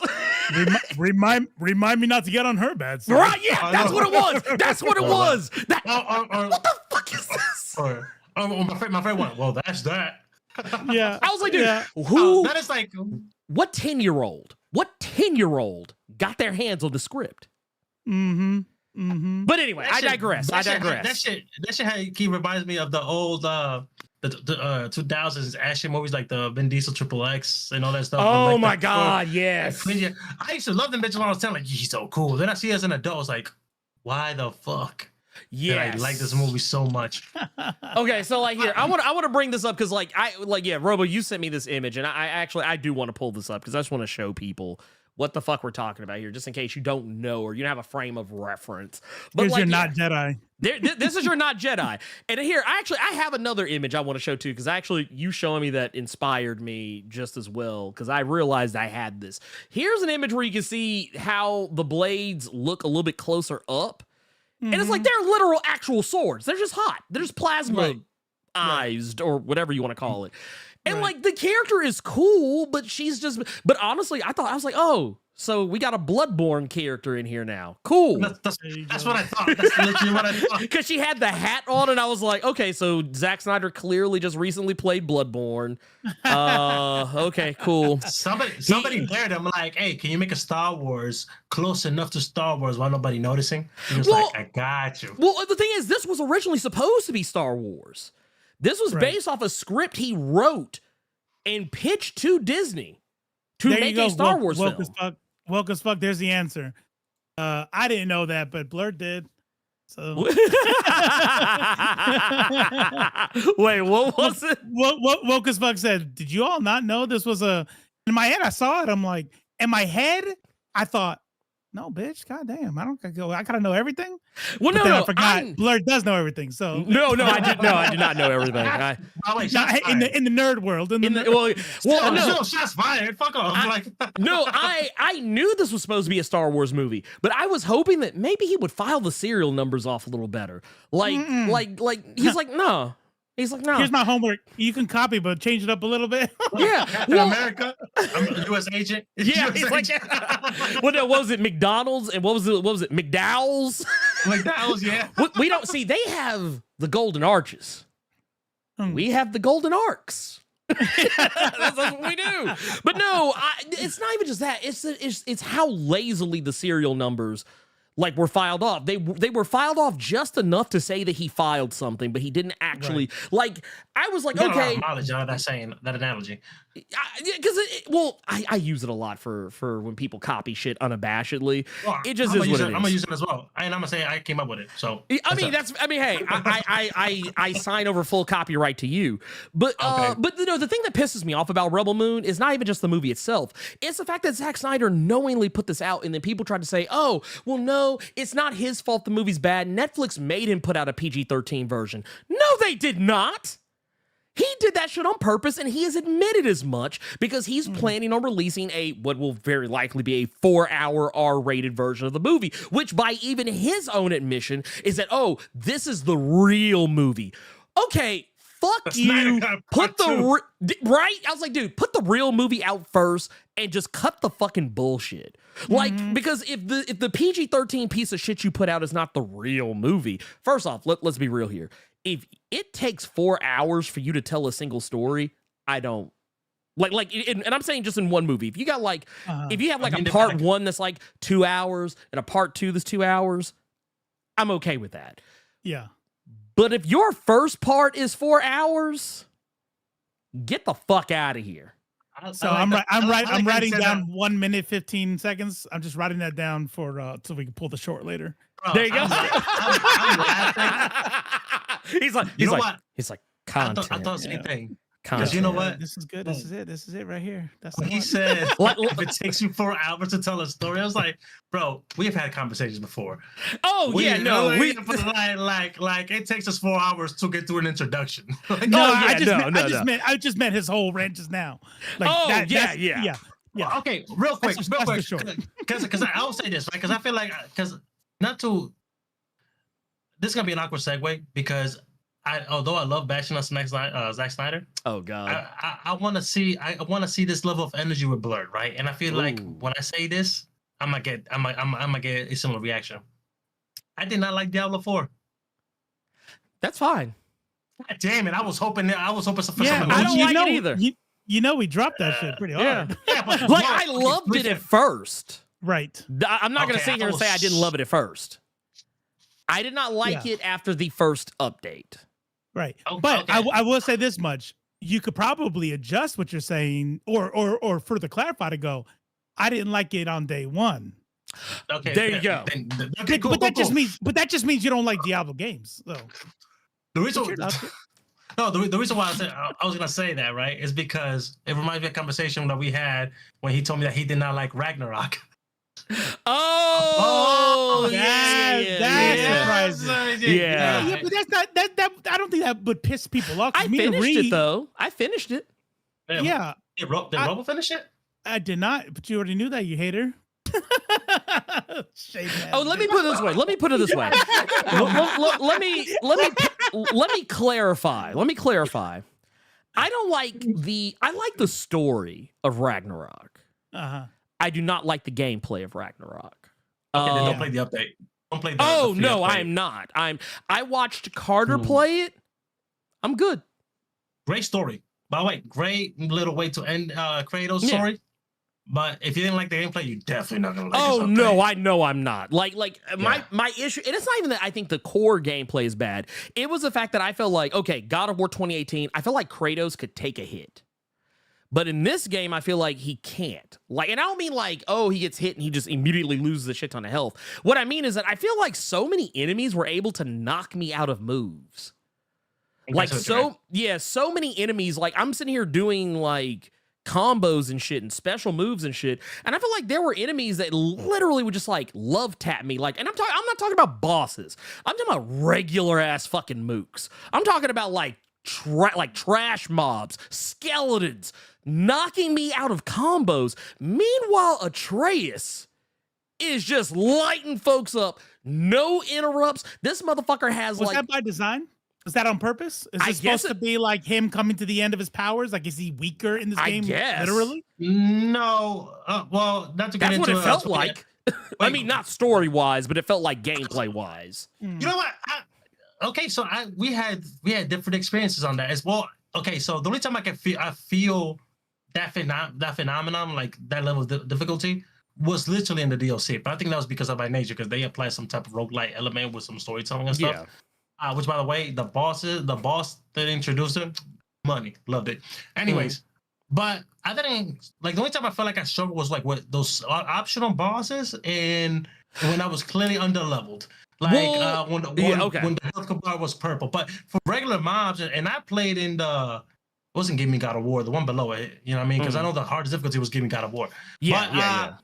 And I brought it up because I remember when Ragnarok first came out, we got into it. You told me you hated the trailers as well, and then I remember we were all playing I still don't Diablo. like Yeah, I know. when we were playing Diablo, I remember thinking to myself, like, because you guys were hyping this motherfucker up, and I'm like, cool. This is. I still let's go back to that. Did you like the other Diablo games? Did you play Diablo 3, 2, 1? I was like, you said the last Diablo that I played and finished was Diablo 2. And did you love it? I mean, is that a game you like? You like that game? I didn't love it. I liked it. I didn't love it. Yeah. See, I feel like it's kind of like that kind of style. It's like a genre. You know what I'm saying? Mm-hmm. Like I'm not being funny. I just think that like I feel like if somebody tells me they don't like Destiny, right? I'll be like, okay, what didn't you like about Destiny? Like you don't like these kind of games. And so I ask you, what don't you like about it? The grinding, and then like you just kind of always got to do this thing. I'm like, okay, bet you don't like looter shooters then, which is fair. Why? What? Yeah, I would even go as far as say live service games. Live service games. See, Yeah. I like live. Well, for me, if I don't like a game, here's a better way to put it. If I don't like a game, it's not going to be because it's live service, because I can enjoy live service. It's going to be some other aspect of the game. And I think everybody just has their own thing. You know what I mean? Like I'm not a platformer. I never will be a platformer. He did not play Mario Wonder. Let me tell. I did not. Would not ever. That game was such a wonder to play. I'm sure it was. You know, the last time I played a platformer was I think I was Contra. Oh wow! Really? Wow! I'm telling you. So you didn't. Not Super Mario. Not Sonic. I'm being funny. I'm being funny. Whenever. No, here's the deal. When video games moved on from platformers, so did I. There you go. Okay, yeah. Fair enough. Okay, well okay. So all bullshit aside, when it comes down to entertainment, yeah, there was very little that I hated. Yeah, and even Diablo 4, I didn't hate it. I just disliked it. You know what I mean? Like it wasn't like. I think this was at least for me as a gamer. It's like one of the best. Hell, even for anime, Jujutsu Kaisen. Amazing. I mean, this was a great year for a lot of things. Like, I don't think we got some bad shit. Don't get me wrong. Yeah, Gollum. Well, let's start from the top. Yeah. Let's start from the top. How about this? We'll go left. We'll go left to right. All right, Blerd, I'll go. Then Chris. Let's give for 2023. We'll go by category. We'll start off with video games. Your favorite video game, your experience. You don't even have to win best game. You don't got to be a AAA. Just whatever you ended up enjoying the most. 2023 game, and then follow it up with a worst. Oh man. Ooh, bet. Okay. I mean, mine's easy. Baldur's Gate 3 was best game of the year for me. Period. Hands down. End of story. Worst game. Whew. You know what? Actually, no. Don't say mine. No. I really did not enjoy. It would be easy to say Gollum. I never played it. But I could definitely say that when I did finally play Starfield when it came out on Game Pass, that would be the game. I didn't like Starfield at all. So mine's gonna be easy, and that's literally all I was gonna say. And I don't want to say Starfield is the worst game I played, but it still would have to be there because it was definitely the most disappointing.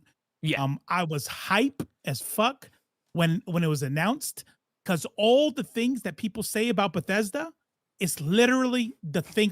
Have you ever like gotten critique about something? Like for example, Soulsborne. Why don't you like Soulsborne? It's too hard. And then for somebody who likes that, like, well, it's the thing I love about it, right? And so the fact when somebody says I don't like, like Ernie, like they're all the same game, just reskinned. They're all the same game, and I'm like, But love that that's shit. what I It's like about I that. like that shit. Give me Skyrim in medieval times. Give me Skyrim in post-apocalyptic future. And what Starfield was supposed to give me was Skyrim in space. Bet. And that Slow shit down with sci-fi noises. broke my heart. I probably will force myself to play it one day to finish it out, but I'm sad. So same best and same worst. Go ahead, Okay, Chris. so I'm gonna do my best, right? And this was hard for me, but I'm gonna base it off feelings. Tears of the Kingdom. And chat, answer these along the way too, and then we'll read some of these out. Yeah. We'll read some of these out. I'm looking. Tears of the Kingdom. I knew it. Best. I knew it. That was bad. Well, and I say based on feeling, right? Because it is honestly damn near tied with Spider-Man 2. Right. The only thing that beat it out was Spider-Man 2. Because I got done with Spider-Man 2 in a week. Okay, get it. But with Tears of the Kingdom, I spent damn near 70 hours while even touching the main quest, which is a feeling that I haven't gotten since Elden Ring. Okay. Oh wow. And I'm a huge Zelda fan. Did you 100% it? No, definitely not. I'm still standing in front of Ganon. But because giggity, his fine ass, right? Dude, sexy Ganon, man. I was like, God. Actually, that's part. I think that's part of the reason why I don't want to finish it. 'Cause I'm like, man, I don't want to kill a sexy motherfucker. Yeah, like I'm trying to finish him off, but not that way. I don't want to Right. be. Damn. Oh, which is on.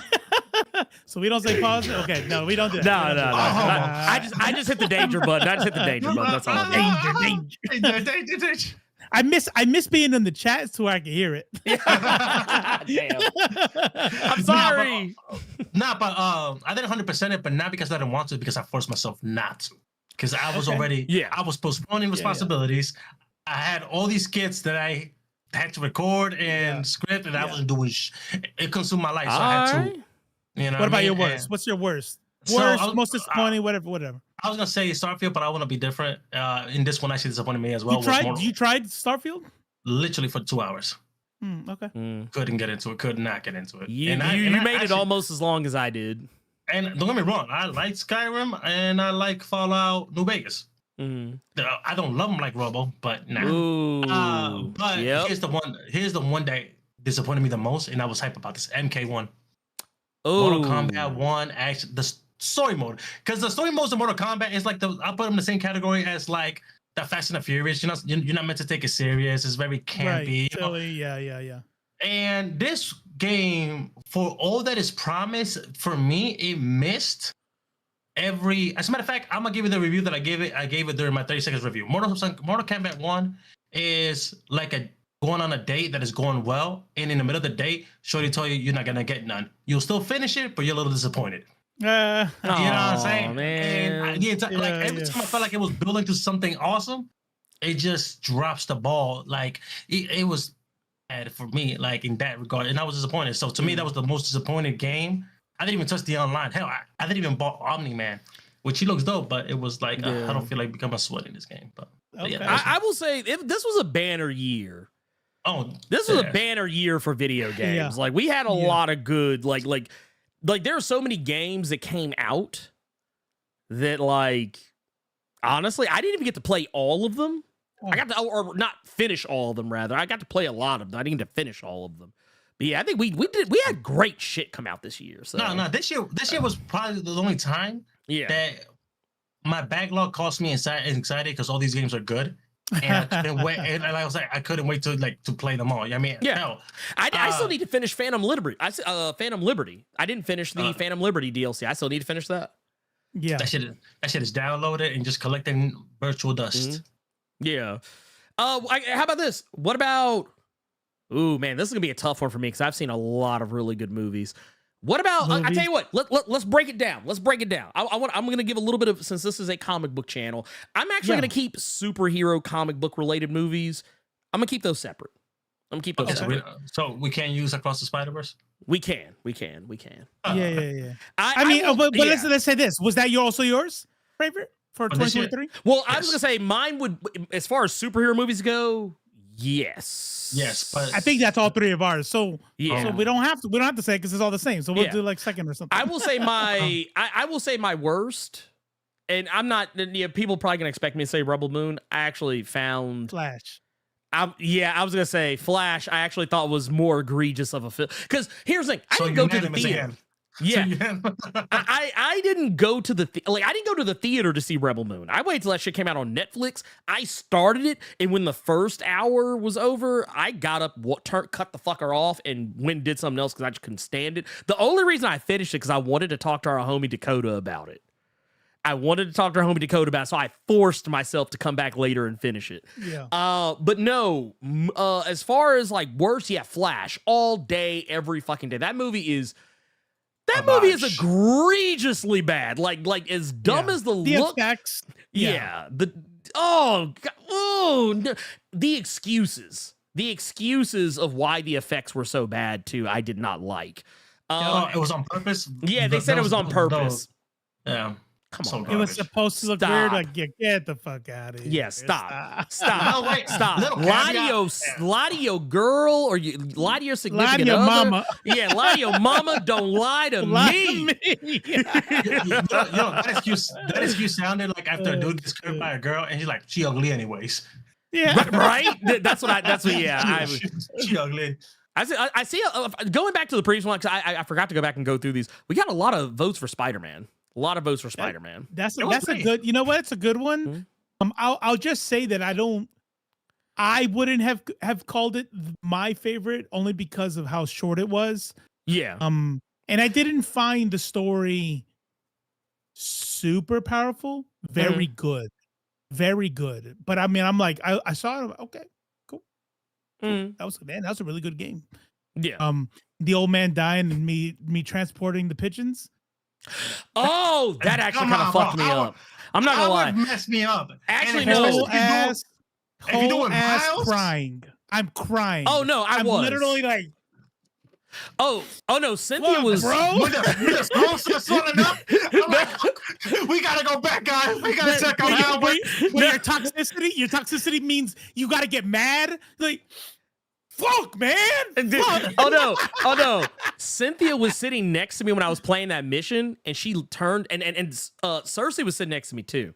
But like they were watching me play this, and they both reached out and put a hand on my shoulders because like I was literally sitting here holding the controller, just like you know what was it the gif of the black dude where he's like crying, like where he's like yeah. That was me. Oh shit. Yeah. Wow. Oh, and no, not just him. I forget the name of the character, but the black guy whose daughter you helped find. Oh, the dad. He's talking about his late wife? Yeah, dude. I'm not gonna lie. That shit fucked me up. That shit fucked me up too. Like I was like, One more time. Which one? So there's a side mission. It's like when you're doing like the app missions. The app missions. Yeah, the app missions. Mm-hmm. There's a girl whose father is missing. And she's worried about him because he's elderly. But like you're running around looking for him, and then you later find out, that he's hanging out at the park where he met his wife, and his wife is dead, and he's like reminiscing. Yep. Dude, that shit, dude, I'm not gonna lie. Yep. I don't know if it's old age or what, but dude, I'm like, dude, y'all are fucking with me, man. I was like, God, because I'll be honest with you. Like 20-year-old me would not have given a goddamn single solitary. I would have been annoyed. I'm like, oh my God, I'm like, man, bro. goddamn, dude. I could have been fighting a rogue right now. I'm over here listening to Grandpa over here. No, like, damn. I could be doing Mysterio missions. I'm over here fucking with this bullshit. Even Mysterio mission, bro, I had me like thinking, I'm like, I think out of all villains, it's gonna make me like question reality. Mysterio, it's like, you look, Spider-Man and Mysterio is always gonna be villains and heroes. It's what's under the mask. That's when it gets complicated. Bruh! Dude! Why was Mysterio getting in my feelings like this? Yeah. Let me tell you something. There's something new. And this is why I think we're gonna be okay. Yeah. When we look at like young millennials, like our boy Chris here, and then even younger than him with the Gen Z and all that, like we're okay because there is a shift in storytelling. Whether you're talking about movies, comics, video games, it doesn't matter. There is a shift. and one of them, for example, is like with Howard survived an alien invasion only to was it? Oh no, I got a window in the way. Hold on. Oh yeah. Say Howard survived alien only to peacefully go Oh damn! as you find his pigeons at home. Bro, that fucked me up. Yo, Dude, here's the thing. Here's the life. thing about that. The part that fucked me up was swinging on the way there because I knew what was happening. Like and then I started thinking, my dog was not around anymore, and like taking care of these pigeons, and the pigeons aren't gonna understand why he's gone. And I'm just like, oh man, this is fucking fucked up, bro. Oh, bro. Like, I'm not gonna lie. I don't Tyrese cry. But I Tyrese cried. I'm not gonna lie to you. Yeah. I was like, Howard, my homie. That was the mission, though. I remember when because I did it with Miles, and I saw the Peter Parker version online. I'm so glad I did it with Miles. I remember like as soon as I got done with that mission, right? Because it was that mission, another one that I needed to 100%. That's when I texted Robo. Not even in our Discord. I texted Robo like, do the side quest. Mm-hmm. I'll get to him. And I'm like, do the goddamn side quest. Wait. Please. He knew he was gonna break my damn heart. Also, can I say, I know some people complained about the was girl? it Haley? Is her name Haley? I feel like I'm misremembering her name. The deaf girl. The AS, yeah. Yeah. Oh, no, I don't remember her name, but yeah. Yeah. What like, about her? I'm not gonna lie. I really like that mission. Oh, the spray painter? Yeah. I was like, Yeah, it was I cool actually because liked you know it. what? It threw me for a loop because like at first I was like, dude, why can't I hear? Oh, I thought that was dope. I was like, And I'm they the made problem. you, and they made you like, okay, this was like, I like the emotes. Yeah. I like that a lot. I like that shit. I thought that was cool. But to get back to the movie side, and I guess y'all tell us what your movies are too, because I see some people bringing up Shazam too. I'll admit, I thought Shazam was okay when I saw it in theaters. I've actually gone back and rewatched it since. I actually like it less. I've actually come back liking it less. Yeah. Shazam 2. Yeah, a lot of people I see a couple of people here bringing up Shazam 2. Yeah. That I'm not going to lie to you. Shazam 2 is one of those movies I only give it a pass because Flash was just that bad. Was it that year? So, was that this year? Yeah, Shazam came out earlier this year. Black Adam was the one that came out last year. God damn, like this year lasted about 2 or 3 years, so I guess. To be fair, yeah. You know what? That's actually crazy.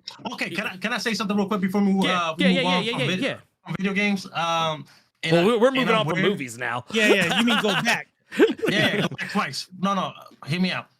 Because I usually don't give props to remakes, but Resident Evil 4 was actually a spectacular remake, and I don't like having remakes in the conversations. But I just had to say that. Okay, let's move on. I'll give you that. I liked Resident Evil 4 remake a lot. Like, actually, I was worried about that game. I tell you what, I didn't really think about it until you really just said it, because I did kind of slick forget about it. But that game was a lot of fun. And it changed enough. It changed just enough to not be same old Resident Evil 4. So to me, Resident Evil 4 is not perfect game. And I complained when the leaks came out that was getting a remake, because that's one of those games that, in my opinion, did not need to be remade. No, it didn't need to be remade. Yeah, but I'm kind of slick glad they did. But the way they did it, I was like, okay, Capcom. Yeah, I'm gonna say something. Yeah. I don't know. And tell me what you think. I don't know what anybody means when they say it didn't need to be remade. Because I feel like nothing needs to be remade, but sometimes is it just what if it's better? Do you still say that if it's better? Oh no, so here's the thing. So and I can only speak within the context of video games, right? There's certain games that, for example, Resident Evil 4 is very campy, very B-list movie humor, even like the wackiness within it that will only work with that graphic and aesthetics for back then. Yeah. Right. When you try to bring it to a more serious tone, it takes away from the magic, which Capcom is trying to replicate with the other Resident Evil titles, and they flop because they try to bring all that realism in seriousness, and does not work within the tone. there's a lot of shit that is just ridiculous enough that if it does full circle, that becomes that is good, right? For example, Resident Evil 4 is a really stupid plot. Hell, at some point you get changed by a giant statue of a, you know what I mean? They a lot of those things that people loved were universally acknowledged as being bad. Now, when you remake something, there's certain things where you run the risk either the things that you change takes away the charm of what made it so good, or you remake it so. But you don't. So But you accurate. won't know. You won't know that until it's made. Oh no, but it's been done before where they remade something like damn near point to point where it has not worked at all, and then the inverse is true where they change so much that it's not. It doesn't feel it takes right. away the what made it good to begin with. I'll put it like this. The reason why I say it didn't need to be remade is because Resident Evil 4 is so readily available and the graphics aren't bad enough to warrant it needing an actual remake because it's available on everything. It's on it's on mobile now. Yeah, it's been on mobile for a while, but Chris's answer was equally as valid, and I respect it. That answer speaks to me better because here's the thing: what you were saying, Chris, is like it's still kind of like is one of those things. You know, when somebody says, "Oh, they watch a movie," and then you find out it's bad, and then you go, "See, that's why they don't be making remakes." I'm like, well, you're kind of like going backwards with it. Like you're of course you know that now because you hate it. But if the movie was super dope, you say that remake was so dope. Like the fucking way they changed it, that's so great. You know what I mean? So like, if you say it doesn't need a remake because it's Skyrim and it's been ported 7,422 times, right? That makes sense. If you say it doesn't need a remake because, like, for instance, Last of Us. What? Why would you remake that? It doesn't need a remake. Just put that bitch on the thing, make it playable on PS5, and you're good. It was already remastered, and then they remade it anyway. On a remake, exactly. They remastered on PlayStation 4. For The Last of Us, before I played the original, I actually played the remaster first. Yeah. Well, I'll put it to you like this: Resident Evil 2 and 4. I felt they did a good job remaking those because I never found either Resident Evil 2 or 4 scary or like tense. Like, yeah, they were fun. Like, I was never like, oh my God. But like Resident Evil 4, there were actually some moments where I was like, oh shit, I was actually being like super careful a lot of the time because like the shit got real a few times. Opinion, I actually preferred the OG Resident Evil 2 than the remake. That's fair. You know what I mean? The remake, don't get me wrong, the remake did something amazing with Mr. X. 1000%, but everything else, I think the OG did it so much better.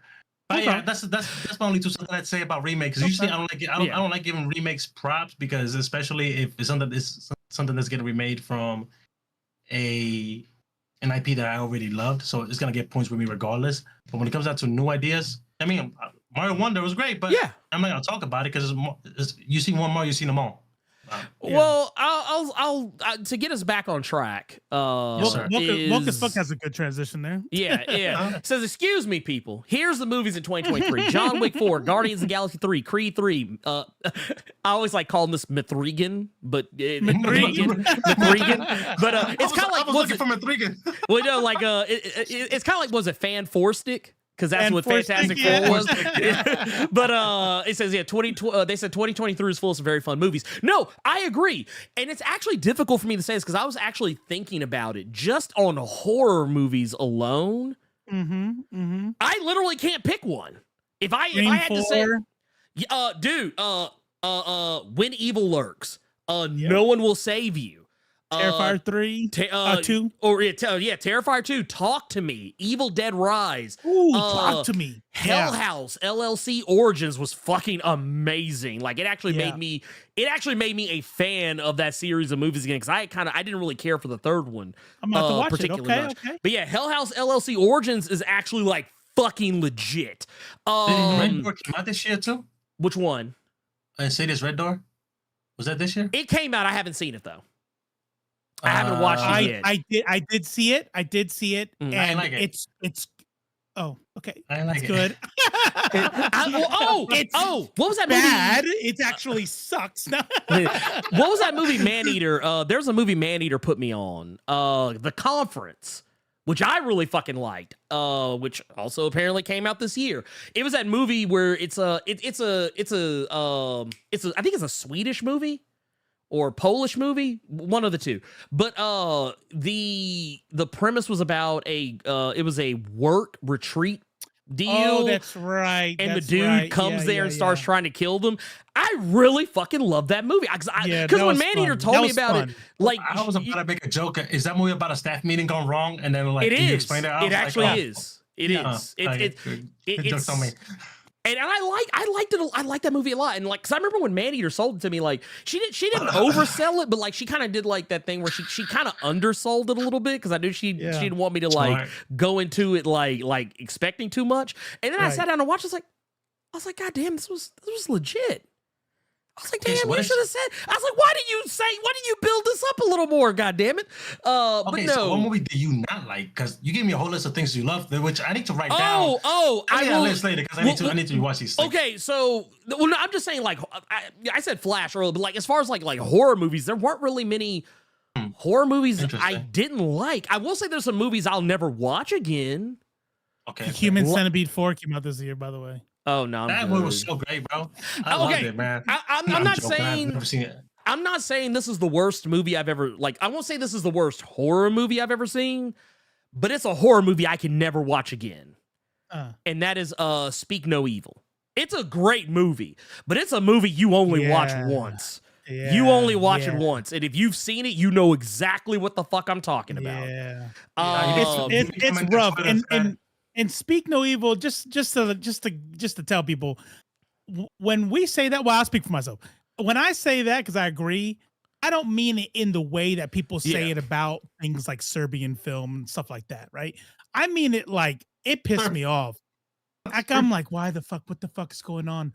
Why would you do that? And then like the ending, without spoilers, is like, I'm not gonna even give any spoilers. I think you should watch it if you haven't seen it. And it's but being I remade. am literally angry the whole time. Before, just to confirm, because I was gonna look it up, but this is the one where the kid, right? The couple, the couple of them used to, yes. They have the kid that is mute. Yeah, and I sat there the whole fucking movie, the whole ending. I'm just angry. I'm like, I was angry. I was very. Movies don't make me mad very. Like I don't ever like. No, that movie. I literally got up and was just like, I was pacing in my room, balling up my fist, like. I even punched the fucking air, and I'm not saying like it made me angry because it was. I'm not gonna lie, bad. that just a visual. I was like, but no, I was just about to say, like, I need to watch a movie with Blerd because he has all the emotions. Yeah. Well, no, I mean, like, I cried, I punched air. Well, no. I was like, and I want to be clear, I didn't get angry because I thought the movie is bad or that it's directed terribly. The events that were happening. It's a fantastic movie, but the ending is it's so fucking irritating because the characters do the dumbest. It's not that they do the dumbest thing. It's that they do nothing. House of Usher. I can't believe I forgot about that series. Shout out to Elite X1. The Fall of the House of Usher. Oh yeah, I tried watching. That was a huge Edgar Allan Poe fan myself. I liked it. I was loving it. Oh, shit. Raven is my favorite poetry. I mean, my favorite poem. Before we move too far, yes, sir. I want to make sure this is said because I feel like this movie gets shit on too much. I'm probably gonna shit on it. You might. I don't know. Shit. I don't know. I might be the only motherfucker that likes it. Well, no, I was going to say shout out to TMNT Mutant Mayhem because that shit was lit. Godzilla -1. Still need to see that. I haven't seen -1 yet, but. And the Dungeons and Dragons Honor Among Thieves movie. Fucking fantastic. Good. It was fucking fantastic. Good. Better than it had any fucking right to be. Better than it had any fucking right to be. Shout out to Chris Pine. Oh yeah, Chris Pine, dude, out here, just a whole dude. just a whole joy to watch. I was like, that movie on paper should have been fucking stupid. Should have been corny and bad. it sold me on the first scene with the waiting for the bird dude. Yeah, I'm waiting. Woke is. I want to make sure that that they know I'm talking about. Woke as fuck. We were talking about a movie called Speak No Evil. Speak No Evil. Yeah. It is. It is. I think it's on Prime or something like that, or it might be on Net. I don't remember where. I watched it on Amazon Prime. It's a movie that's about to be remade, and if I'm not mistaken, I think James McAvoy is going to be in it. I don't know who he's going to be playing, but yeah, they're doing an American remake of it. Yeah, I was about to say. Yeah, that's they're doing 2023. That's a movie that doesn't need to be remade. That is all. Well, because here's the thing: the movie is mostly in English. Oh, good. Yeah, it's good. Right? Yeah, the movie's mostly in English. Like it is. There's some foreign language parts, but for the most part, I think 90% of the movie is in English. If you like The Ring, you can't make that argument anymore. Oh yeah. If you like The Ring, you can't make that argument. Oh yeah. Was it YTube Noob said when turtles whooped ass to no diggity? Yeah. No, I'm not gonna lie. That's my favorite part of the movie. That's my favorite. A24 movies have that effect. Yeah. Oh yeah. Oh, another movie I watched. I don't think it's bad. I just didn't get it. Men. I finally watched the movie Men. Is that 2023? I think it might have been. Or you know what? That one might have been. You know what? Let me look it up. I will say regardless. No. It actually came out at the. No, it actually came out. Okay. It's new to me because I didn't watch it till just now. It was 2022, but I finally watched it. I do not get that movie. I mean, I get it, but I don't like it. By the way, Dinosaur Stone really wants to talk about. I was gonna say that, and maybe that's what I was laughing at earlier. Oh, wait, the Little Mermaid. Okay, I tell you what. Just Chris Cipher at Okay, I tell you what. Here. I did not hate the Little Mermaid remake. I didn't hate it. I will say this: I hated the new song that they gave to Prince Eric. Okay. That song was whack. Just like how I thought Jasmine's song in the live-action remake of Aladdin was whack. I like that song. I love the movie. I like the movie, but I don't like that song. Robo did like Pitbull's version of Africa. I didn't like it either. Yeah. I remember, I remember we got into it. There's some shit you don't fuck with, okay? There's some shit you don't fuck with. I remember because I forgot what I think it was for the Aquaman movie. I'm gonna have to listen to it again.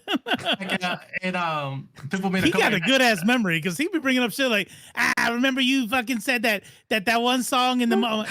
I forgot it was an Aquaman. I believe you. I forgot it was an Aquaman because I remember I said, and I was like, I shared it on Facebook. I was like, yo, this is a travesty. He's like you think you'll listen to me if I think that I something man fucks with it, some shit, and I'm like, we can't be friends no more until next year. It's over. That's what I said. Yeah, no, that's what I said because you like Pitbull's Africa. It was so garbage. Oh, I liked it.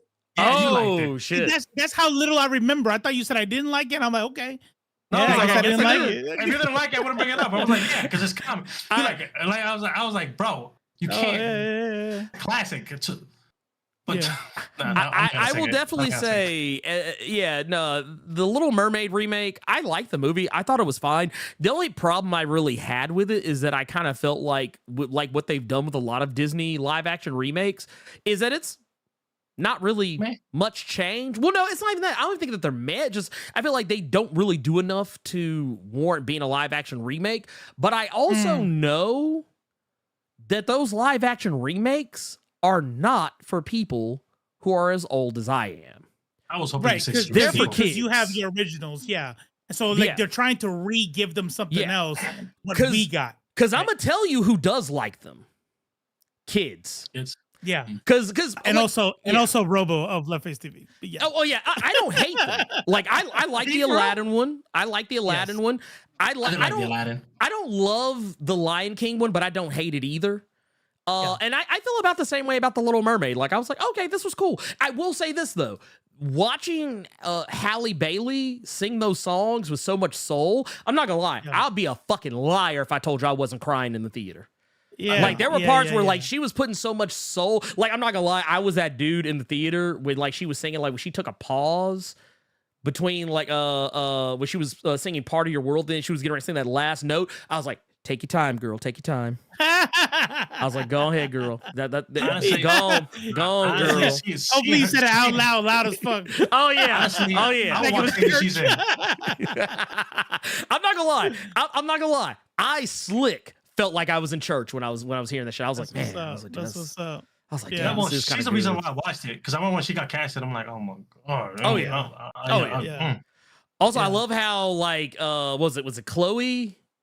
Was it Hallie? Was it Chloe and Hallie? Hallie and Haley? Yeah.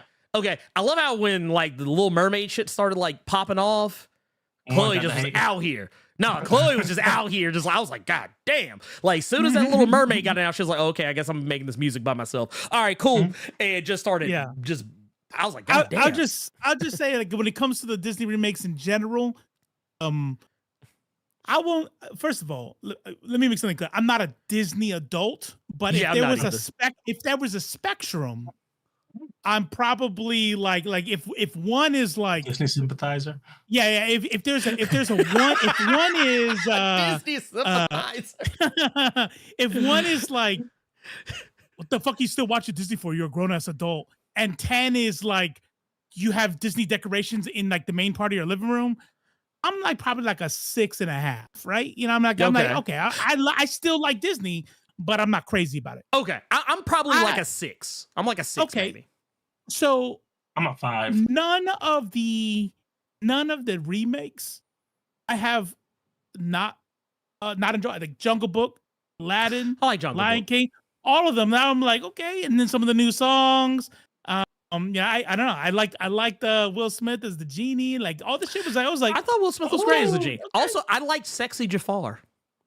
I did Yeah. like Sexy Jafar, Yeah. I like Sexy Jafar. which got me mad because he didn't turn into a snake. That's what I signed up. I won't lie. I was a little angry about that. I was like, Iago man. wasn't talking, bro. That was the best. Yeah. The banter was the best part between him and Jafar.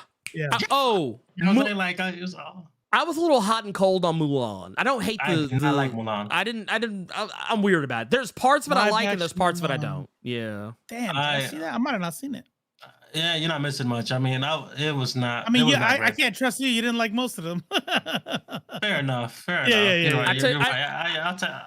I tell you That's what. how I took that. I'm being an asshole. You brought up something, Cyber. You brought up. Actually, no. Before we do, the other thing I was going to say is Blue Beetle. I actually really like Blue Beetle because the same I did too. emotions, Yeah. the same emotions I got watching Across the Spider-Verse, the same emotions I got watching, Halle Bailey is, the Little Mermaid, the same emotions I got watching my best fucking friend in the whole wide fucking world, Howard, fucking die while I go find his pigeons a fucking new home. Yeah, those same emotions, I had those during Blue Beetle because, like, I told people I'm a guy. I am a guy who wants everyone to see themselves represented, and I like that was something a mutual of ours, NSA Jose. That was something I used to always tell him. I said, dude, I want you Jose. exactly. I always he will even tell you. I used to tell him this all the time. I would always say, dude, I want you to be able to have the same feeling I had. Yeah. Going to see Black Panther, but you getting to see it in your like, I want you to have that. And like when Blue Beetle was like announced, like I was all in. And when the movie finally came out, I went to go see it. And I'm gonna be brutally honest with you, I fucking teared up in the movie. Like seeing that dynamic, seeing my brown brothers and sisters like on camera being represented, getting to be unabashedly and unapologetically themselves, and show the world what a brown American experience is like. I was like, bruh. I'm not gonna lie. There were some moments, like especially like just the family dynamic, dude. I was tearing up. Not gonna bullshit you. Not to be nitpicky, but the one thing I did not like about the movie, like when it comes down to like the girl he liked, the white girl, is like all that shit, and she still did not for my man's a job. I mean, to be fair, you can't work for your girl. You can't work for your girl. She came on the bike. Hey, we doing this, we doing that. I was like, you know, I came to you because I'm still unemployed. Like, you at least throw me some. Now, also, I mean, let's put some respect on her. She a whole Brazilian girl. Now let's put some respect on her name. Yeah, I mean she's a white passing Brazilian girl, but let's put some respect on her now. I'll put it this way: I can't pronounce her last name, so I mean, I'm just saying. I can't pronounce her last name. The colonizers. Hey, if one thing that Namor should have taught everybody is that the colonizers went down there too. They just spoke a different language. Oh yeah. Oh no. Trust me. It's they were. It's Namor. Get it right. Namor. Yeah. Oh no. Don't say that. You'll get cussed out. You'll get cussed out because Lord knows they cussed me out for it. But no, you brought up the fall of House of Usher earlier, and that was a show I did really enjoy. But I'm gonna tell you another show I really thought was good, and that's that Blue Eye Samurai. Blue Eye Samurai was out here, y'all. I'm sorry. Man. That white girl was getting it, Bruh. She was. Man, now that's white passing. Oh, man. Don't you Japanese F? Bruh. Can I say something about her that I love? That I got so invested in this character. I started feeling some type of way because everybody kept on calling her ugly. You ugly ass. Dude, which was dumb. Like what? I was like, are you kidding me? I was like, dude, she is like. So here's what I'll tell you. I said the same thing to Maneater. I'm not being woke scolded. I promise. I just said this one thing. Just let me say this one thing. Okay, here comes the left. No. It's nothing about y'all. It's just in general. I do find it funny that even for like progressive films, whenever they try to make somebody like dumbed down, like I'm gonna try to make her ugly, like I'm blah, blah, blah. I see what you mean. Yeah. But then she's naked. I'm like, you know what's funny? No matter how ugly they try to pretend somebody's they try to make somebody, they're always actually still super fucking bad. Like her titties are perfect. They're shaped perfect. Her body's perfect. Like she still got like curves on her. Yeah. And it's like, what about, because what you see a lot, and I'm not body shaming nothing. It's just a fact of human biology, especially for people who are like super athletic. A lot of times they have those like kind of like the small titties that flap over, you know what I mean? They're not always like full and shit like that. It's like, okay, hey, look, you want to be, not everybody has to look like Kim Kardashian. Great. But I'm still seeing you that when you showed her naked on the show, she's still a baddie. Okay. So the only reason, and I do agree with you, but I will say there's only one, I guess, little bit of pushback I would give on that, and it's only because I remember the legend of Yasuke. And how he was treated and how xenophobic Japan was back then. I mean, hell, they're still xenophobic now. But like the fact that like she had blue eyes, I totally get why people would have been like, no. Let me make it clear. It made it. No. In character, in the story. Got you. That makes sense. Yeah. I'm talking meta. Like I'm talking about outside. I was about to say the same thing, Robo. Like I think the story established that they called her ugly not because she was physically ugly, it's because she was white. In the story, it makes sense. She had blue eyes, so she was a demon. What I'm saying is that they did a version for her like they do for the 90s rom-coms. Oh yeah, she had the glasses and everything. Yeah. Like I'm gonna take a super hot actress, I'm gonna try to play her down.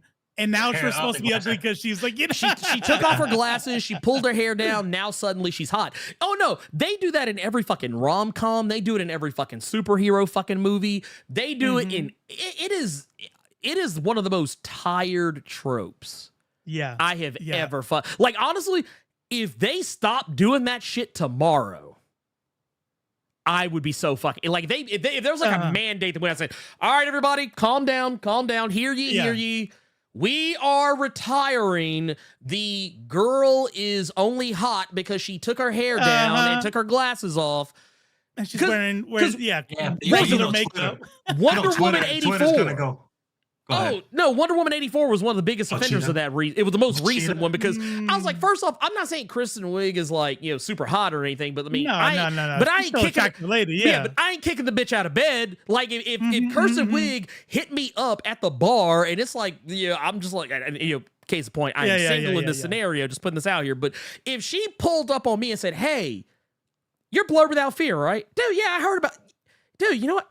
I think you're kind of sexy. You want to come back to my place? I'm not gonna be like, woman. Yeah, I'm gonna be like, okay, look, you're only like normal attractive, so just I'm gonna need you to move on. I call me when you become like, I don't know, you get the cheetah powers and you can walk on heels. Yeah. Call me when you get the cheetah powers and you're wearing like the leopard print coats and like you take the glasses off. Then I'll because I was like, dude, even when she was like all nerded out, I was like, hell, Michelle Pfeiffer, one of the hottest white women in America at the time in Batman Returns, and they put the glass on.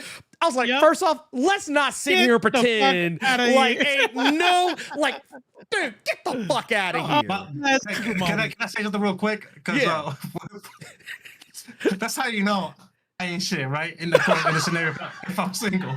Because Blerd says, like, if she comes up to me and she's like, hey, you Blerd Without Fear at a bar, I'd be like, nah, blah, blah, blah. And the first thing I'm thinking, like, if somebody comes up to the bar and calls me by my whole YouTube handle, hey, you're just Chris Cipher, you JCC. It could be Whoopi Goldberg. It's like, all right, get in the car, get out of here. hey, you just we Chris doing Cipher. this. Like, if somebody did it to me, I'll be confused. I'll be like, hey, dude. So you like Face TV? I'm like, huh? Who sent you? Who sent you? Hey, Chris is right here. Chris? Hey, nah, look. yeah, for real. Like, Ernie, is somebody tell you to come over here? I'm not gonna lie. I was just about to say that would be the best way to scam me, because you guys could have been like pulling a prank on me. Look at this dumbass. I'm about to go in. I'm about to go home. Look, I feel like you go in. Yeah, actually, I am. No, I'm not gonna believe this shit. I'm not gonna lie. I feel like a whole piece of shit right now because like I actually kind of had to force myself this year to get out of that mindset. To accept that people know who you are. Yeah, because no, there was a dude. I think I told the story in the cave, but like there was a dude at the McDonald's by my house. And like when I went there one night, because it was like middle of the fucking night, because I'm a fat ass and I like hamburgers.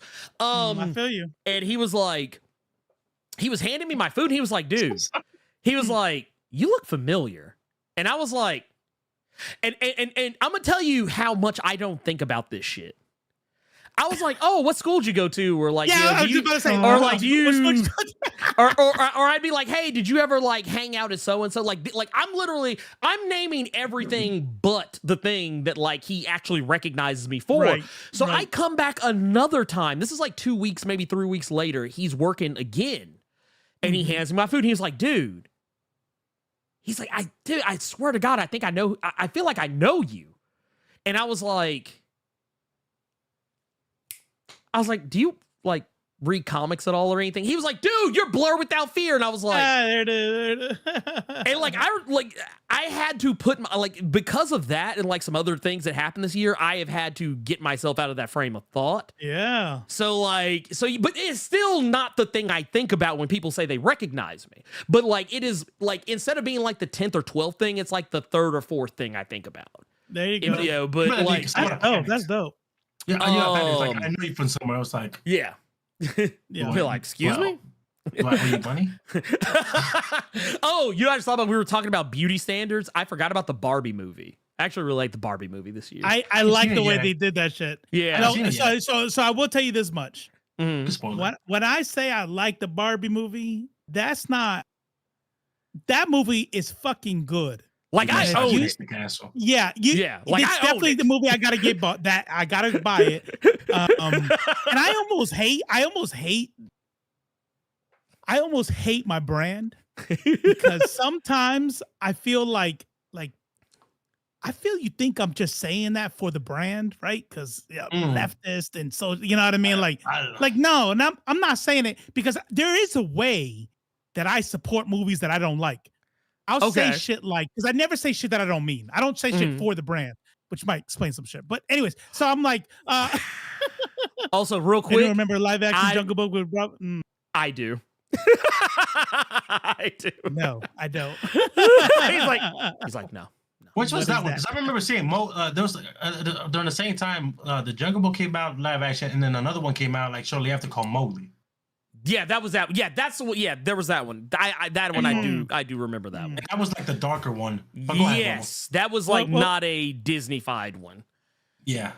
Oh, so whenever it's something that I don't like, I'll say like, I could tell this is important, and if it speaks to you, probably wasn't meant for me. But this is clearly an important movie. I'll say some shit like that. Obviously, I'm gonna be like, sensitive about it. That's what he says about my platformer games. I'm not. No, I'm not. No. Just let me have one, bro. You know why? I'm gonna finish. You know what? Let me finish my point. Then I'm gonna try something new. You can skip it. It's fine. My thing is the fact that Barbie is actually a fucking good movie. It's literally a fucking good movie. Yes. I like it. Matrix for women. Shit, Matrix for me. Like, yeah, there was that scene when she's like talking about being a mother, and that whole thing where she's like she decides she wants to be a real woman, not a toy, and it's like that whole flashback with the mom shit. I'm imagining my daughter and her mom, and I'm just like, man, this is fucking deep. Like, this is good. Oh no, dude, the stuff where the mother was talking about like she was having like an existential crisis. I mean, like she was having overwhelming thoughts of death, and like she was just focusing on her mortality. Dude, that hit me in my soul because that's me. Yep. Like today. Yep. Like for the last several years of my life, that has been me constantly thinking about what happens when I die. Like, what if I die tomorrow? Like, what happens if I lose this person who is in my life that is important to me? Like, all kinds, like stuff that you shouldn't obsess over. But like, it's forever in my head. It's in my mind now. Thank you. God damn it. But no, but more importantly, the stuff where like, I think I saw somebody post a meme about it today, where it was like the part where the girl called Barbie a fascist. And she was like, I'm not a fascist. I don't control the railroads or commerce. And it made me think about some of the times that people have like tried to call me like a racist or like or not racist, but like try to call me like a Nazi or like some kind of like, whatever. And I was just like, oh man, yeah. I was like, I don't have the level of control you think I do. Kids these days. Yeah. Well, if you felt that way, imagine how I felt with not even a fraction of the following when somebody when I got called racist on TikTok because I critique a Cat Williams stand up when he was talking about where the hell was T'Challa? You know what I mean? White people when they lose their superheroes and stuff, and I'm like, bro, I mean, I got into it, and I remember I came at you like, yo, was I wrong with this take? And because I was getting cooked in the comments. Yeah, I was like, I'm not a racist. I mean, I got black friends back home. I need to watch that video. Woke as fuck brought up the Jesse Gender video essay on. I need to watch that video. I need to look it up. But no. Y2 Tuesday just noticed your shirt, and I just realized you have it's the same shirt like what I have, but yours is Dragon Ball Z. I don't have it all right now, but mine is Yu Yu Hakusho. I have the Yu Yu Hakusho version of that one. I actually like that shirt. I need to get that.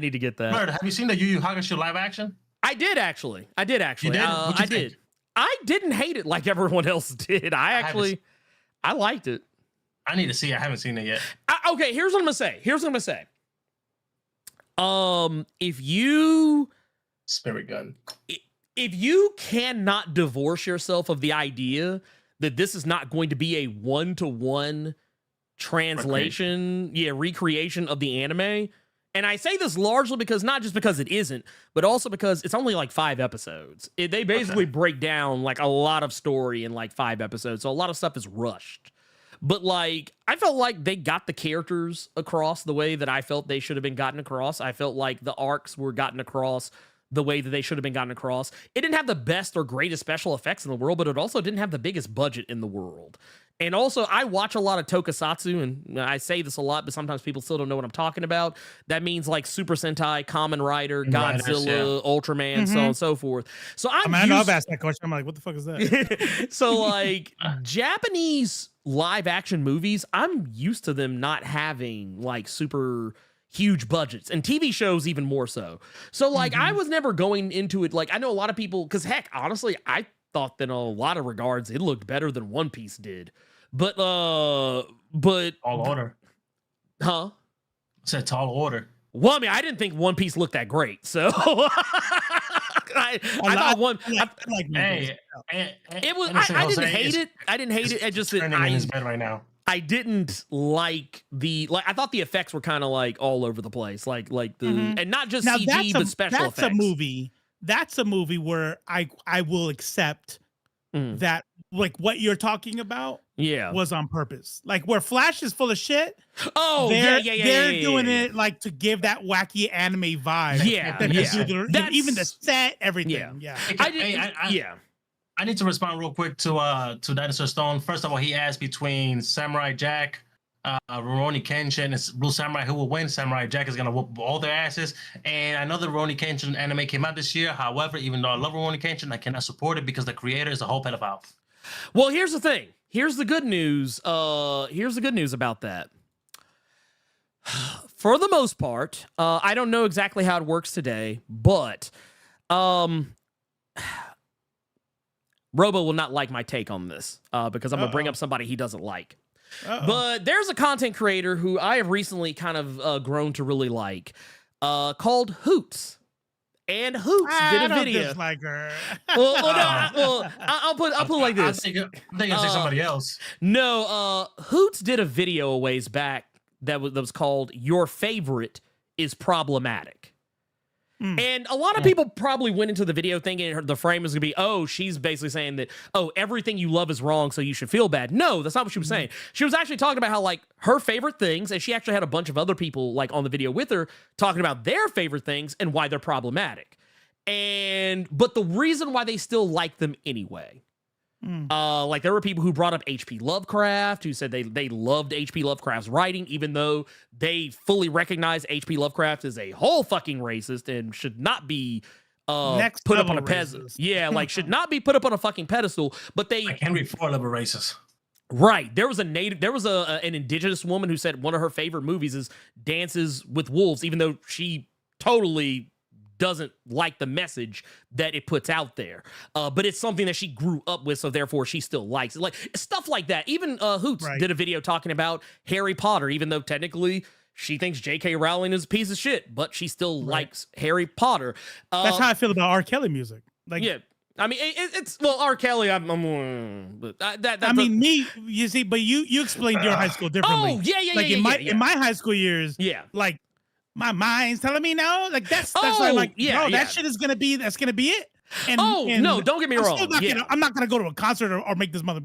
But I'm just I'm relating to the fact that sometimes works of art from pieces of shit. Sometimes you still I still love Rurouni Kenshin. I recognize the guy's a whole fucking pedophile. I do not put this man up on a pedestal, but I will also say that I don't own anything Rurouni Kenshin related other than the live action movies. I don't own any of the anime or manga. I don't ever actually plan to. And I can divorce myself enough from him as a person with the live action movies because they're so great that I don't have to feel like I have to revisit the thing that would make me feel bad if I did. But like, I try to tell people this all the time, but like, Warren Ellis, whole piece of shit. I still love Warren Ellis's work. Just because sometimes you do have to separate the art from the artist. Sometimes that's difficult because sometimes the art is the artist. But in the case of shit like The Authority, I'm like, I still like The Authority. Look, here's the thing I'll say about that. You know, I think, like I said before, I said this on Left Face, like, where like all that shit's like personal. Whether I'm not gonna eat someplace or I'm not gonna do this or I'm not gonna do that.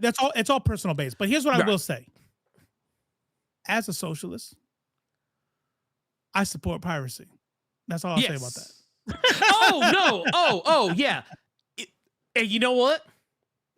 As a socialist as well, I also but I will also put the caveat on that when people don't give me an opportunity, like in the case of normal situations where people don't give me the opportunity to give them my money for something, then yes, I 100% support piracy, because at that point you are willfully like telling me to go do the thing. But yes, in the case of like problematic people, I'm not buying your shit. So Just to be clear, that's a general statement. And of course, if we're talking about like a small studio or a starving artist, I'm not talking about in general. But I'm sorry, no one is gonna make me feel bad about pirating a fucking Disney movie. Get the fuck out of here. No. Oh God, no, not at all. I will also say this is actually in relation to the Elite X one said they did about 40 episodes in 5 episodes, talking about One Piece. No, talking about you. Yeah, I think they're talking. Yeah, they talk about Yu Yu Hakusho. Well, and or maybe maybe he is talking about One Piece. I know because they basically did all of East Blue. In I think was it all of East Blue in the 8 episodes of One Piece? I think so. Yeah, I think it was the entire East Blue saga. I could be misremembering some things. It's been a while. Okay. But what I will say is, in regards to One Piece, yes, a metric ton of normies loved One Piece, and I'll tell you what, That's me. my wife is one of them. Yeah. She is never gonna read the fucking manga or watch the anime, but she likes the episodes. Yeah, she likes the honestly, she probably would watch the anime if it weren't for the fact that the character's voice, just because she feels the same way about the anime that I do in terms of the voice acting. She thinks Luffy's voice is wild annoying. The same way she thought that Naruto's voice was wild annoying. And it didn't matter if it was the English dub or the Japanese. It's one of those things, it's just not for her. But like the acting and the pluckiness of the characters in the live action version, that spoke to her. Now, it's not going to convert her into a forever One Piece fan, but if they continue to make live action shit, she'll probably watch it. But to yeah. That said, outside of just anime in and of itself, I will also say that, was this the year that Beef came out? Or was that last year? No, I think that is 2023. Yeah, it is this year. Beef Was that? came out this year. Okay, yeah. Beef, okay. I want to say, because that was one of those I couldn't tell. This is how you know I'm fat. I put it in beef and it didn't put up the thing. It auto-corrected Beef Wellington. Now, bitch, the show. Fuck, bro. Why are you judging me? Why are you judging me? I want to try. Beef. Yeah, I had to put TV show, otherwise it would have done the same thing to me. Like, it would have showed me like double stacks and fucking triple cheeseburgers and shit. And I'd have been like, and you know what it reminds series me? Came out. Shay, you a lie. You're a whole ass lie. Bitch, I can't switch the camera. Okay, I believe you. That's what's up. You hating ass bitch. Okay,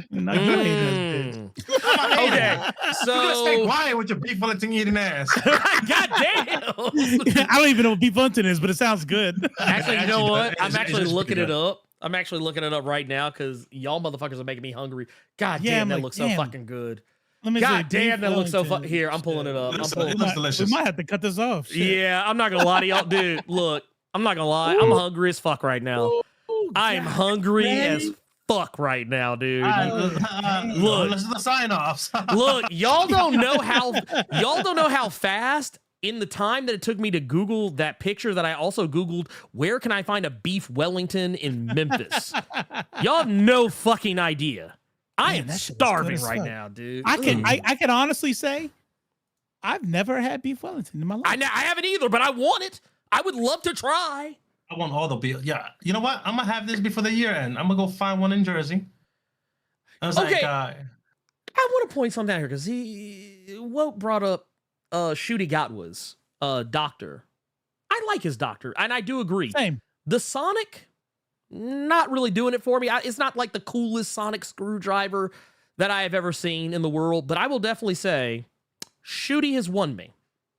I've seen clips. I love it. And you know what's also funny about it? Just like with all the other ones so far, I like how he is different. He's him. You know, he's got his sass, right? He's got his own gay vibe. his gay vibe. He's bringing it unapologetically, right? Mm-hmm. And even still, I'm like, that's the fucking doctor. You know what I mean? That's he is what the the doctor would say. But like with some sugar on it. I could see some sweetness in it, you know. Yeah, he got a little sweet and low. He put a little sweet and low on it. Yeah. But I feel the same because like everything I hear him say, I'm like, I could hear David Tennant saying this. Yep. I could hear Peter Capaldi say this. I could hear Matt Smith say this. I could hear Christopher Eccleston say this. I could hear a lot of the more modern generation doctors say the things that he is. I know a lot of people like to shit on Jodie Whittaker. I could hear Jodie Whittaker saying the same thing. She did, but yeah, I had the same thing about her. Yeah, it was like clearly a woman, right? Clearly a woman, but the writing was still on point because she was able to bring the female vibe to the show. She felt like the doctor. Still sounded like the doctor. Now the episodes, I love it. I'm gonna bring a bottle next year for our next stream, and every time the doctor comes up, I'm gonna take a shot. Oh shit. I guess you know what? Let's only go ahead. Well, no, I was gonna say, you bringing up closing out because I just realized I was like, I was looking at the time, but also I do want to bring up because I did forget Gen V came out this year and Gen V's good. It was very good. Also, I'm gonna throw one at y'all. I don't know if you've watched this show, but it's kind of a throwback to old like 80s, 90s like story of the week shows. Poker Face. I haven't seen it. It's a Peacock exclusive, but I will definitely say, if you are a person who has Xfinity and you can get that deal where you get Peacock for free, or if you just got a spare $5 to throw around for like a month, or you can get a free trial, I actually highly recommend it. Yeah, dude. I'll tell you what, get the login. It's a really good fucking show. Your mom or your auntie has Peacock. Just ask them. Yeah. Trust me, they got. But they don't like me. I tell you what, if you enjoy, if you do get the login for that, I also because first off, I'm just gonna say unabashed, really big fan of Natasha Lyonne, so that's also why I like the show. I love to see her get work. Because I was a big fan of Russian Doll as well. I didn't like the second season quite as much, but I liked the first season a lot.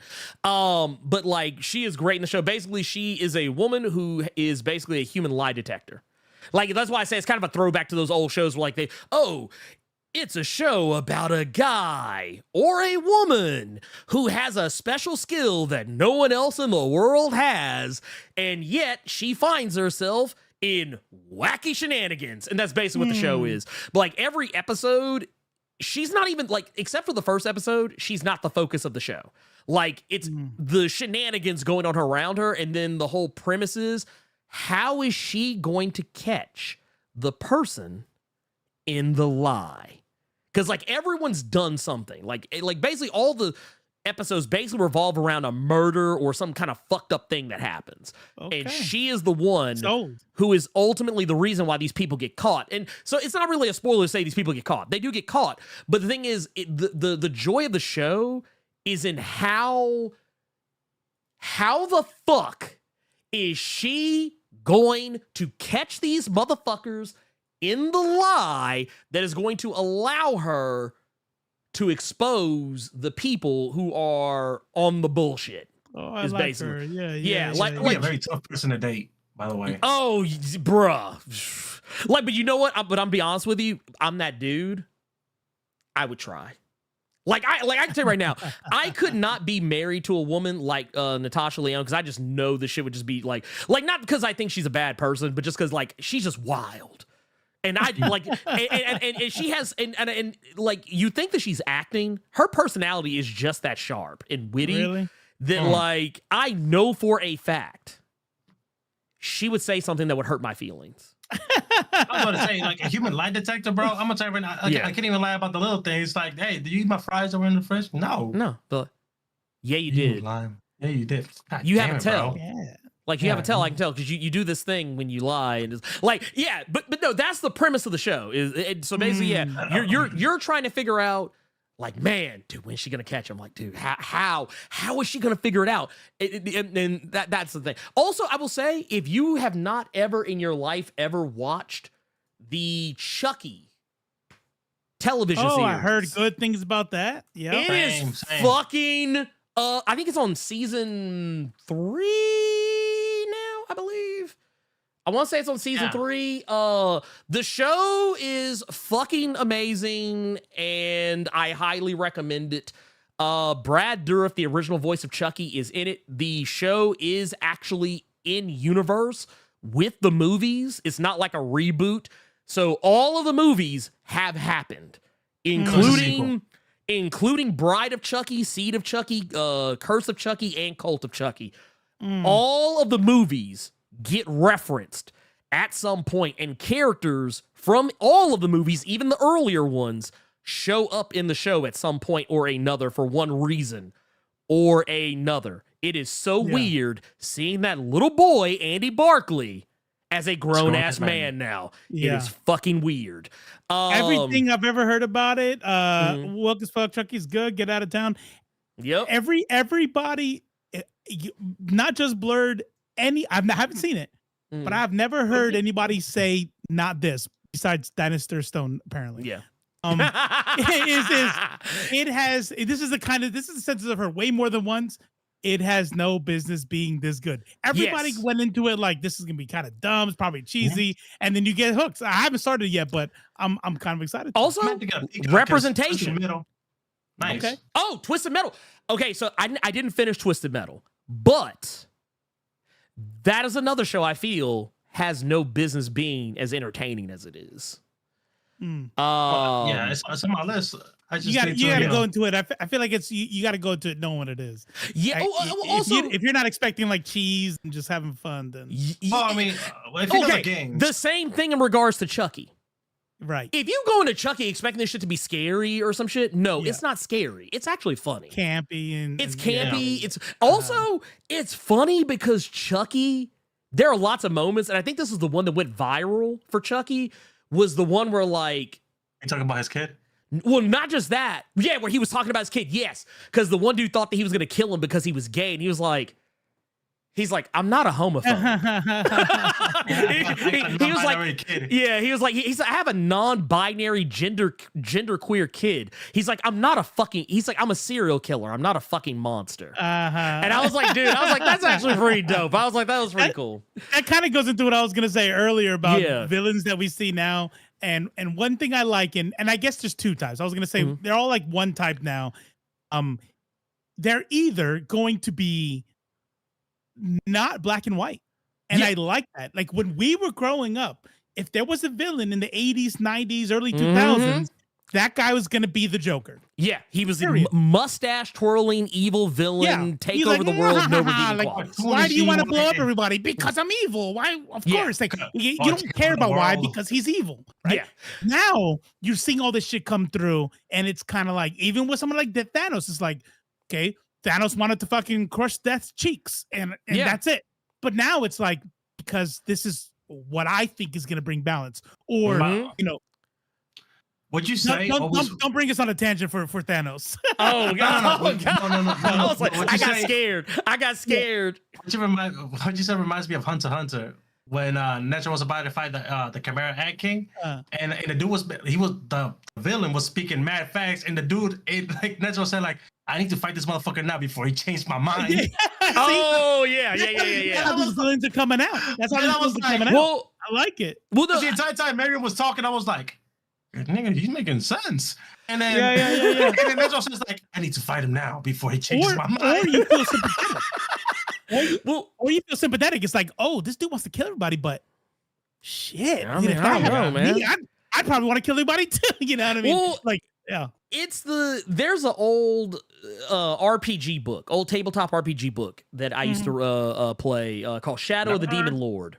And the DM advice, like, cause they had like a DM section, like, oh, here's advice for how you could write characters so that they're not cookie cutter. And they had a piece of advice that has stuck with me ever fucking since.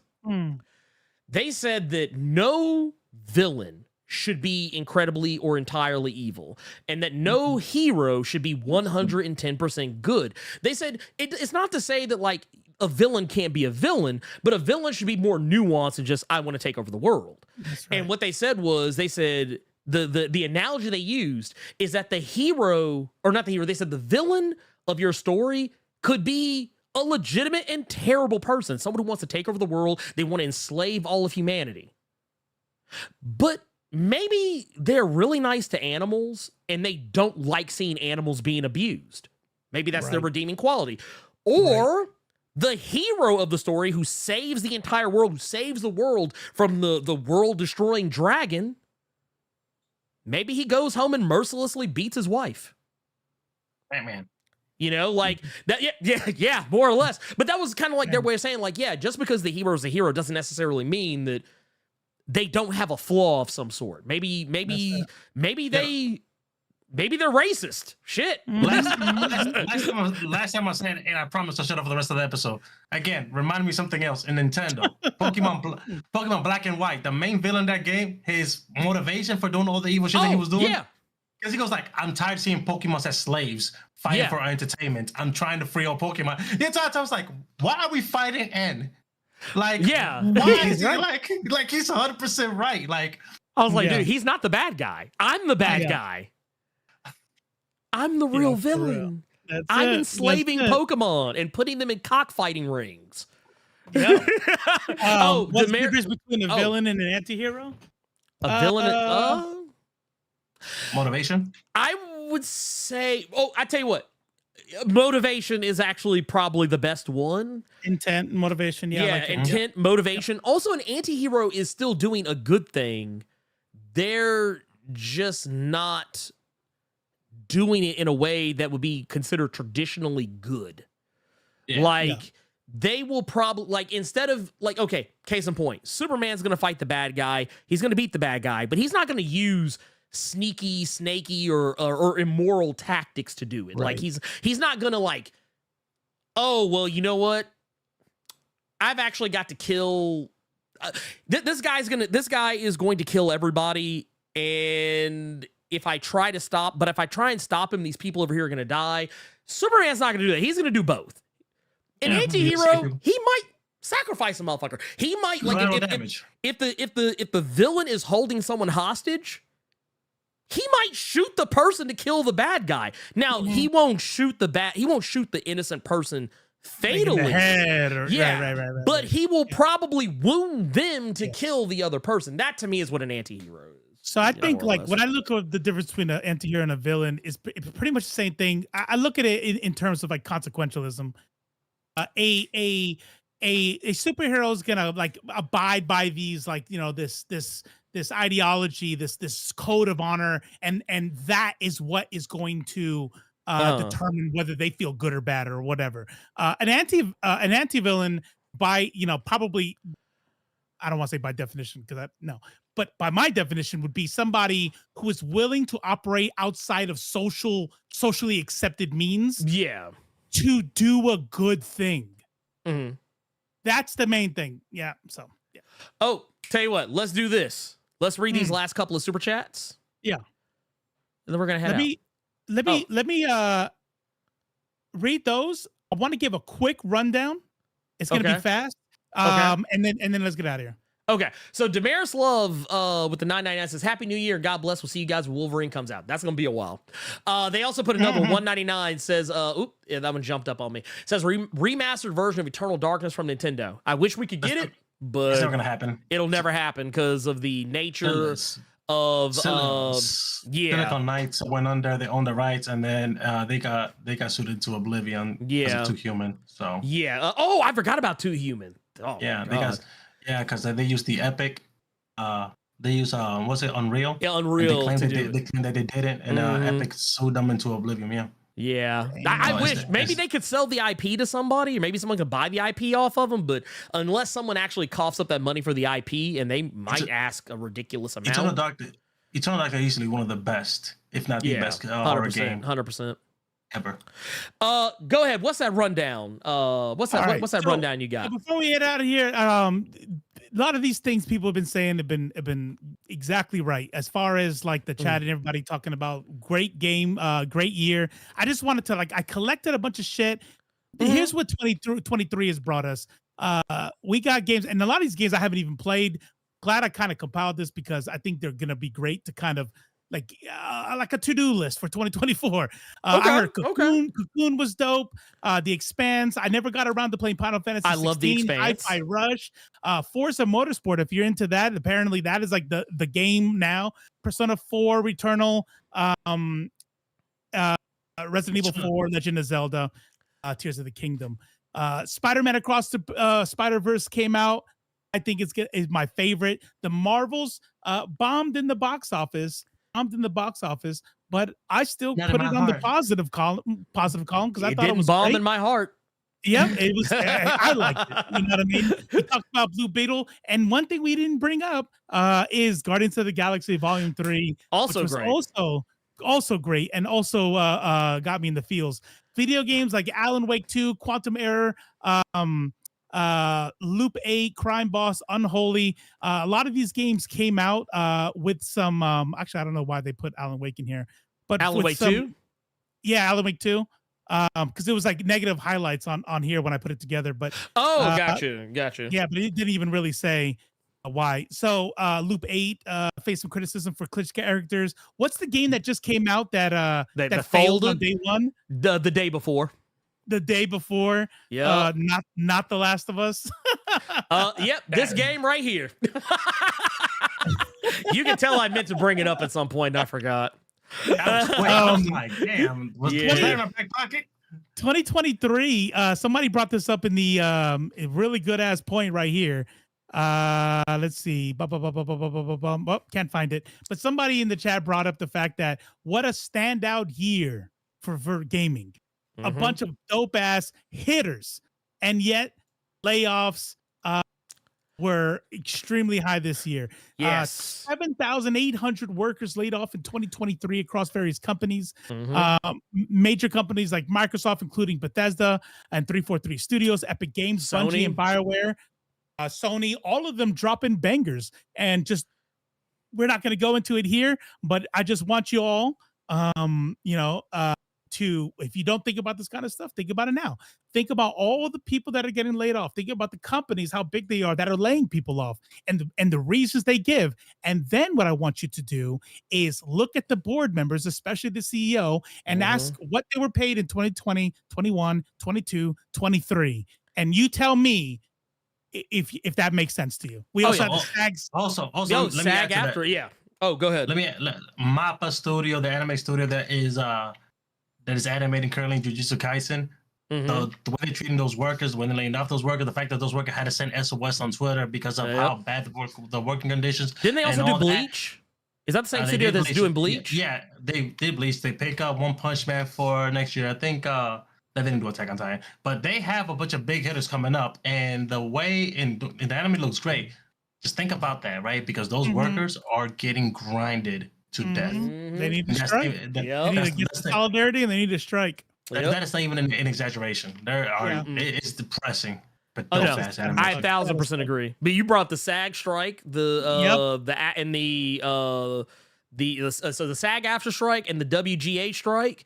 And the visual effects, I think their strike is either starting or will be starting before long. I will say it right now, because some people gave me some criticism for this because I was gushing about Godzilla -1 and how they did so much with $15 million versus movies that spend hundreds of millions of dollars. People kind of took what I said the wrong way when I said it, but basically what my sentiment was, not so much that I'm not saying that it was great because they didn't pay people. People just took the wrong part of it. But what I'm saying is, like, look at the money that they're spending. Think about where that money is going, how it could be better used, because you could be paying those crews more. You could be paying the actors, the writers, the directors, all the people who actually make the art what it is so that it does make money, and pay them. That's right.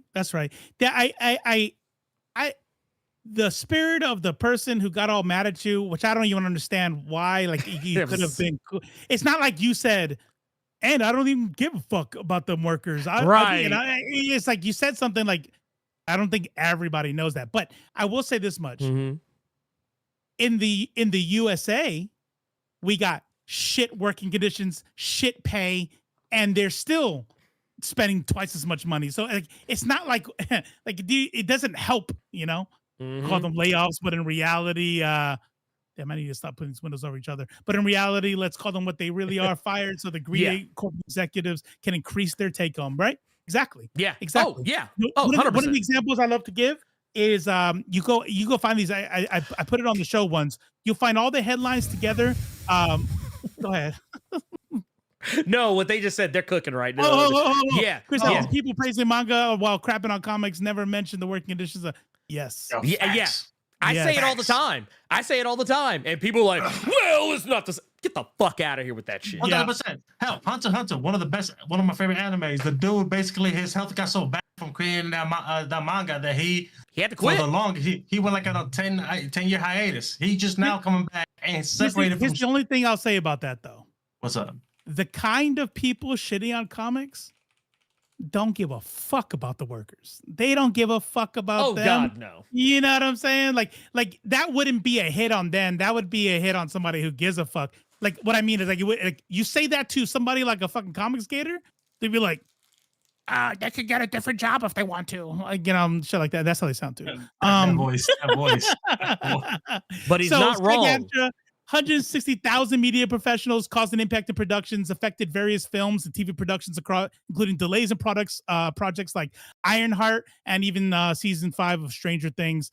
I think that right there is a feel-good story of the year, talking about all these industries, including all the ones that Blerd just brought up, but then the auto workers too. But for the context of the show, the way that all the writers and everybody coming together in solidarity, awesome. And then real quick, top five highest rated on Rotten Tomatoes of 2023. I'm not gonna lie, never heard of some of these movies. The first Slam Dunk got 100%. What? Okay. Are You There, God? It's Me, Margaret, 99%. Oppenheimer, 93%. The Holdovers, 92%.